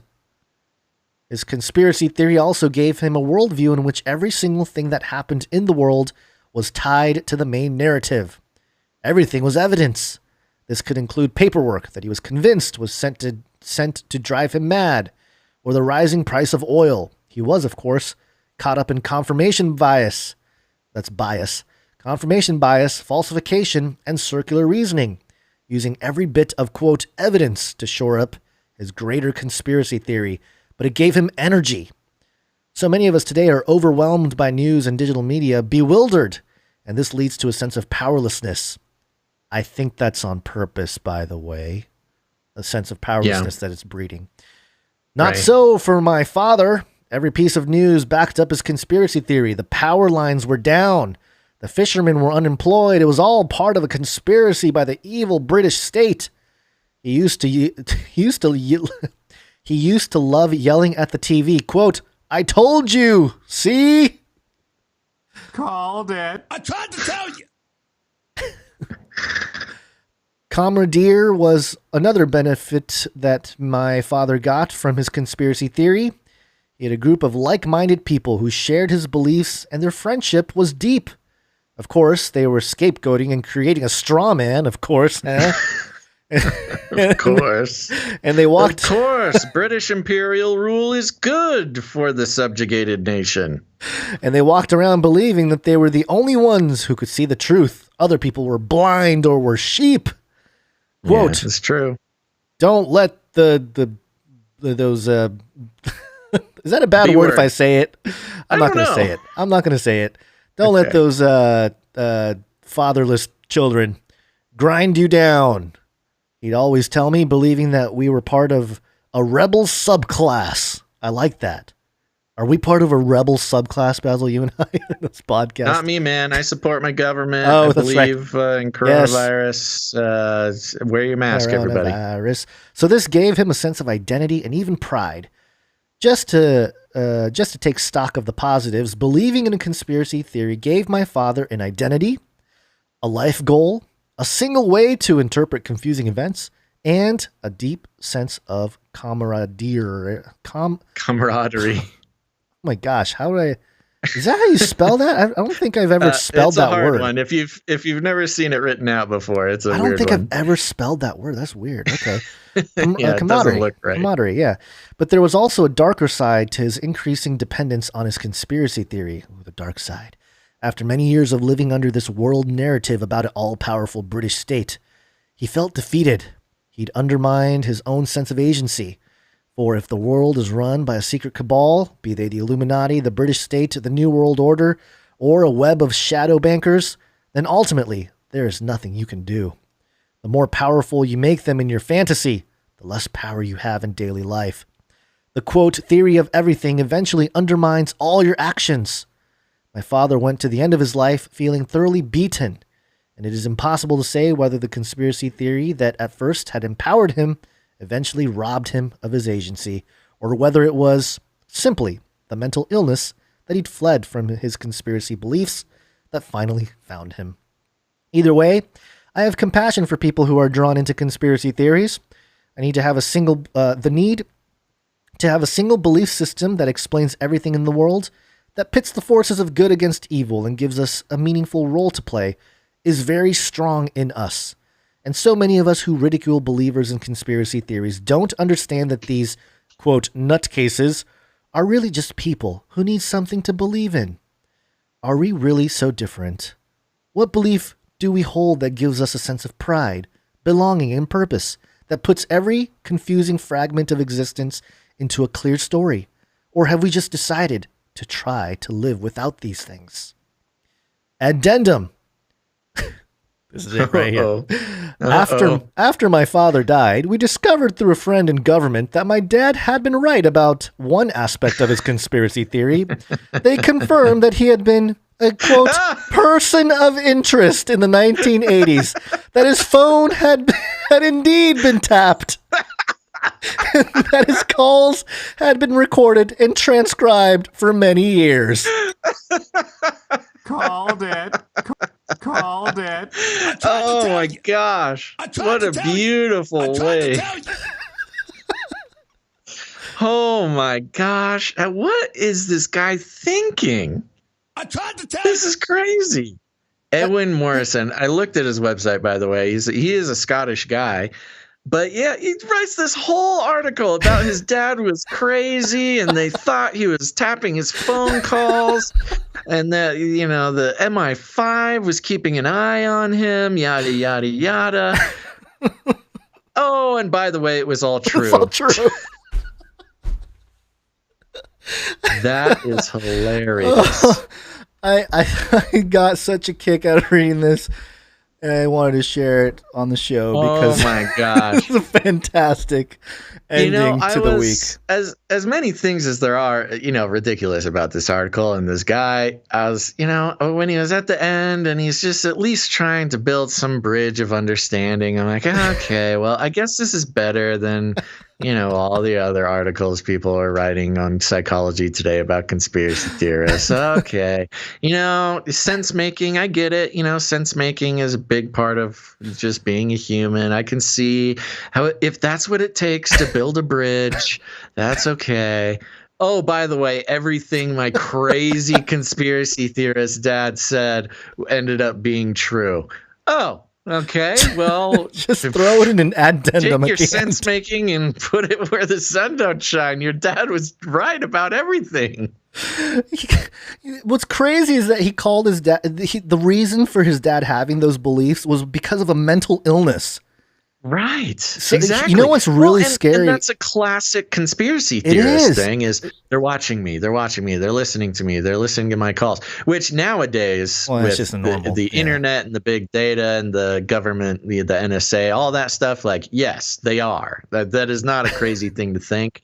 And if somebody thinks you're crazy because you think that, get away from them. They're not. They're willfully ignorant and blind just to the way the world is. But yeah, back in 79 when you actively had to tap a phone, right. You could say that's a little crazy, but no. This guy was totally right about the whole thing. Well, oh my gosh, that's funny. I think it's almost sad about this article is that I think this guy, the author here, Ewan Morrison, he himself I think maybe struggles with meaning and purpose. You know what I mean? Like, yeah, well, that's exactly what it sounds like. It sounds like he's writing this about himself, and his lack of anything to believe in, and the pointlessness, and the just no, I just take my brainwashing, just spoonage full of sugar helps the medicine go down type of guy. And then, wow, that's incredible. And instead of, it makes me wonder more about his relationship with his father, right, rather than his father as an individual. Right. Yeah, I mean, not to break down the psychological effect of not for me to go all Freud on Eowyn Morrison here, but it's a lot of times an author doesn't realize how much they're revealing themselves, how much they're revealing about themselves rather than their subject matter. I just found it very an enlightening article by Psychology Today. Wow, that's a keeper for sure, man. Yeah, this is one you I should do want to share. remind everybody.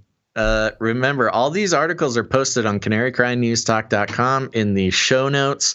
Think of it as a resource. Everything we read is a resource for you to, use in your own conversations and your own, relationships with people like Eowyn Morrison. But this is a great one. People who are totally, think you're a crazy conspiracy theorist, this might be a good read for them. I think except for they probably will ignore it. Honestly, they probably would ignore it. Yeah. They'd probably read it verbatim, be like, oh yeah, turns out his dad was right, but still so sad that he was so crazy. To me, it sounds like he's also having kind of an identity crisis, based on some of because he's trying to almost justify like, oh, well, maybe there is something good about conspiracy theories. And that's why he started off with the crazy, it sounds like maybe he might be becoming a little bit of a conspiracy theorist and looking for a way to kind of justify his own change in ideas. It is interesting. And again, I am not a professional knower of things about the relationship between the UK and its island neighbors, Ireland and Scotland. Mm-hmm. But I do find it very fascinating that this guy is Scottish. He's Eowyn Morrison. He is a Scottish guy. And it's very rarely, it's always interesting to find a Scottish or an Irish person who sides so vehemently with the British imperialism that sort of rules, or that imperialized that colonized their culture. Some and Stockholm syndrome going on, subjugated them, a little bit of Stockholm syndrome. So he's a Scottish guy who's all in on the UK history, the UK telling of history. Because again, not a professional. I'm sure people could learn me something about this stuff. But as I've seen it, most Irish people, Northern Irish and Irish, as well as Scottish people that I've talked to, are they're fine and modern people. Most of them don't hold any grudges, but they recognize that the Brits were really nasty in their colonizing of the area. Right. Yeah. Well, looks like we've got a Northern Irish guy in the chat. What's up, Jonathan? Yeah. So, wow, that was a great one. Oh, so as I was saying, make sure to head to canarycrynewstalk.com. And if nothing else, just copy and paste the show notes into your own Word doc. Because, again, you never know when stuff will disappear. But it's just good to have these links. Yep. And we do have a search bar at the top here. If you go to Canary Cry News Talk, on the top right, there's a little search button there, and you can type in anything, and it'll pull up the episodes where we discuss those issues. So, I want to make a bigger database or a more clear database with something like this, but of course, it's a little bit harder to do, especially 300 episodes in. It would be a pretty tedious task to screenshot every.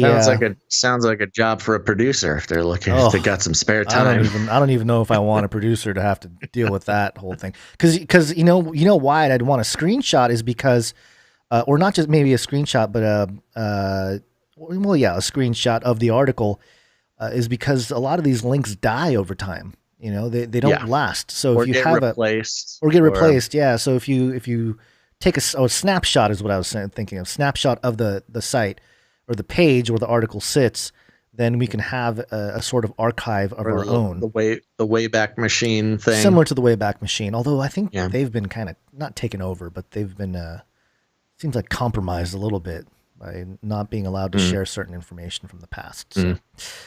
Anyway, that is it for today. That's all I got. What do you got? You got anything else? Okay. No, I'm good. Let's do it. Let's get out of here. Yeah, it's late. I haven't been looking at the time. Oh, it is getting late. We got to get out of here. Okay, everybody. Thanks for listening to this episode of Canary Cry News Talk. Remember, we're going to be circling back around on Monday, the 22nd of February. So tune in then. It'll probably be around the same time in the morning, 10-ish. And thank you to all of our producers of episode 302. That is Shield Labs, Philip E., Tracy, Ciara, Cherie, Charlie, Paula W. Thank you guys so much for swooping in and producing the show. It gave us a what is the word I'm looking for? Relieved, a breath of relief there. And thank you also to Jade Bouncerson for the timestamps over on YouTube. And thanks to our artists, musical and otherwise, Martin B, B Dubs, Grace, Mike B, Allie, and Aaron. And remember, tomorrow is the Canary Cry meetup on Zoom. Thank you to producer Ciara. You can head to Canary Cry News Talk and look at the canarycrynewstalk.com. Look at the show notes to see the flyer for that again. Send an email to her to get an invite. Yeah, there you go. It's Basil themed. So whatever that means to you, just let your light shine. And yes, I will be making my very best attempt to showing up to that, Gons. I don't know about you, but we'll see. It's tough on weekends. I know. The weekends are a little tough for us. I will be attempting to attend for at least a little bit. Maybe not the full thing, but I do like to pop in and say hello. Okay, there we go. If you haven't done it yet, thank you to all of our reviewers. This was a wonderful week for reviews. And if you want to join that club, go ahead and leave a review for Canary Cry News Talk on Apple Podcast. Again, I can't tell you how much it helps the show to have those reviews and ratings come in. So please do that. We will be reading them next Friday or the Friday after that. Well, depending on how many there are. So thank you very much. Go do that. If you want to become a producer for next show, I'm very producers, but if you don't want to freak us out too much, you can do it before the show starts, and you can do that by heading to patreon.com/canarycry. Nope. Sorry. patreon.com/CCNT. Canary Cry Nope is a fun name for something. Yeah. But patreon.com/CCNT, or if you don't like Patreon, head on over to canarycryradio.com/support. canarycryradio.com/support. That's right. And remember, we like to rattle cages around here. So you got people in your life, friends, family, who are starting to wake up to the fact that the world is not what it seems. Go ahead and share an episode with them. Share it on your social media. Let people know about the show. It's really great. And at the same time, you can enter the Canary Cry Silver giveaway for February here. Just make a social media post, say something nice about the show, leave a link to an episode, and hashtag Canary Cry News Talk, and you'll be entered to win that 1 ounce of silver. Thank you to Erin Moffat. Check her out on YouTube. And if you need any other instructions on just how to rattle the cages of those around you, here's what you do. You walk right up, you grab them by the cage, and then you shake it. The end of the world occurred pretty much as we had predicted. I want to shake things up, stir up some controversy, rattle a few cages. Hey, stop that! You'll never silence me. I'm the last angry man, a crusader for the little guy. Leave the bird alone. Never. Rattle a few cages. Rattle a few cages. The human race will have every opportunity to improve. And if they don't? Ask Noah. That's right. Just ask Noah. Once again, folks, we're going to be circling back on Monday, February 22nd, 2021. So be there or be square. Gons, any last words? Thank you for joining us again. Join us on Monday. It'll be 2/22/2021. That's the date. Wow. For episode 303. That's right. 303. That's fun. Yeah. All right, everybody. We will see you there. Thanks for listening to this episode of Canary Cry News Talk. Make sure to tune in next time. But until then, think outside the cage.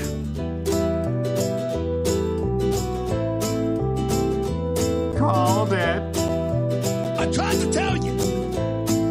I tried to tell you. You can't handle the truth. Stop this progress before it is too late. This guy comes to my house. He's a Satanist, but one of the Satanist churches here where they sacrifice babies and melt those babies into candles, their skin, and that's supposed to give them more demonic power. And these Satanists came to my house, 5 of them, and threatened my life. Remember, reality is an illusion. The universe is a hologram. Buy gold. Buy. Don't even get me started on bidets, man. Bidets, man. Bidets, man.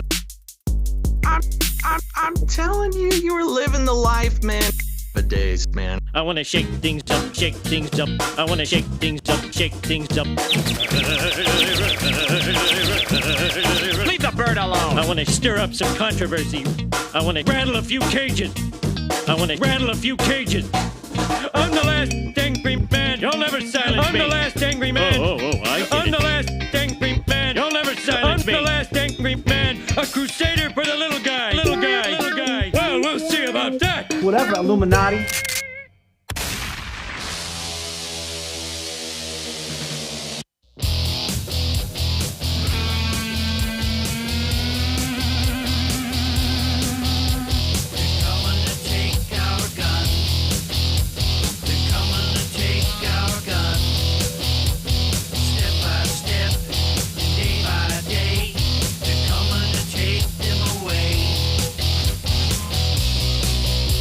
Conspiracy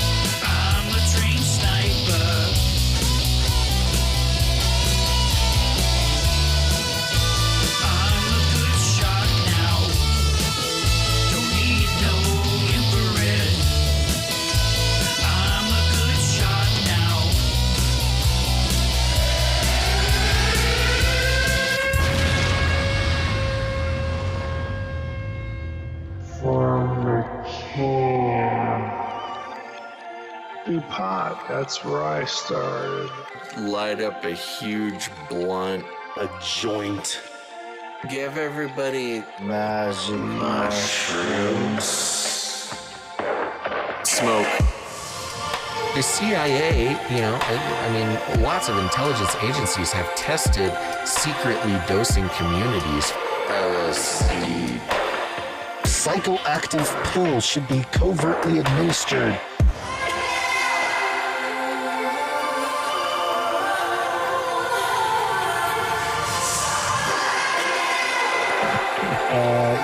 Just put me on some, I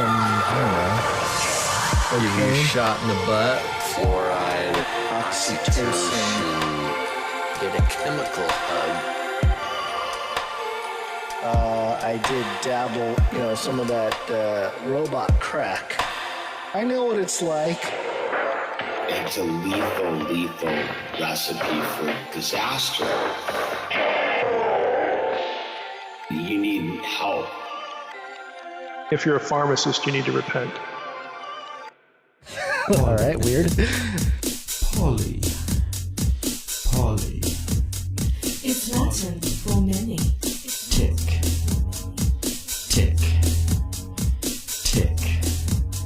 They'll suck your blood. POLYTICK.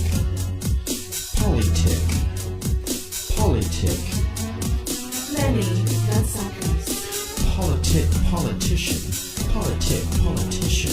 Politicians are politics. Don't let them drain you all away.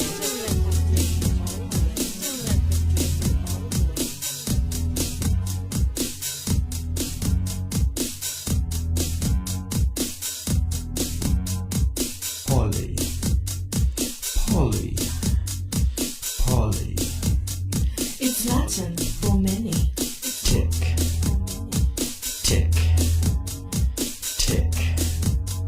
They'll suck your blood. POLYTICK.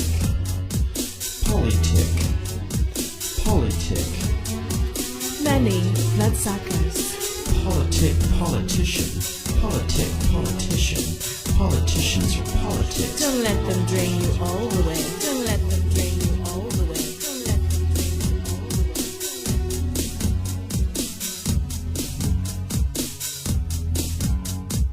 Left wing, right wing, left wing, right wing, left wing, right wing, left wing, right wing, left wing, right wing, left wing, right wing. Two wings, same bird. Two wings, same bird. Two wings, same bird. Two wings, same bird. Poly. It's Latin for many. Tick.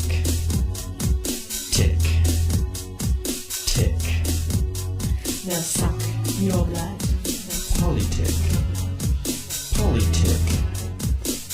POLYTICK. Many bloodsuckers.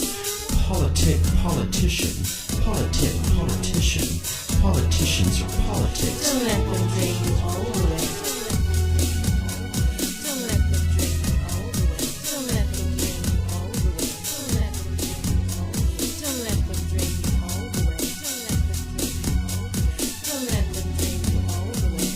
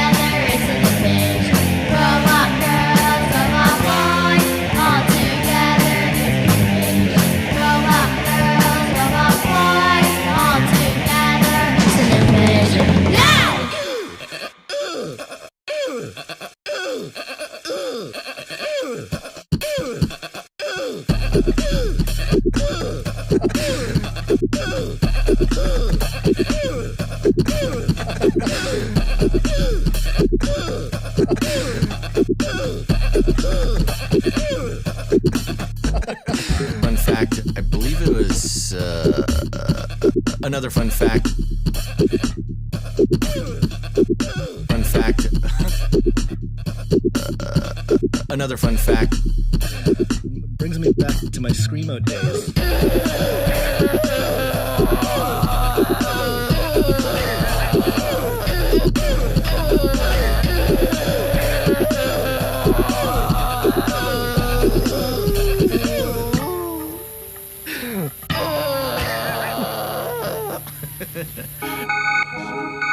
In the future, humans will be confined in a people's zoo. People, I'll keep you safe and warm in my people's zoo. I'll keep you safe and warm now in my people's zoo. You, yeah, you in my people's zoo. I'll keep the cameras on.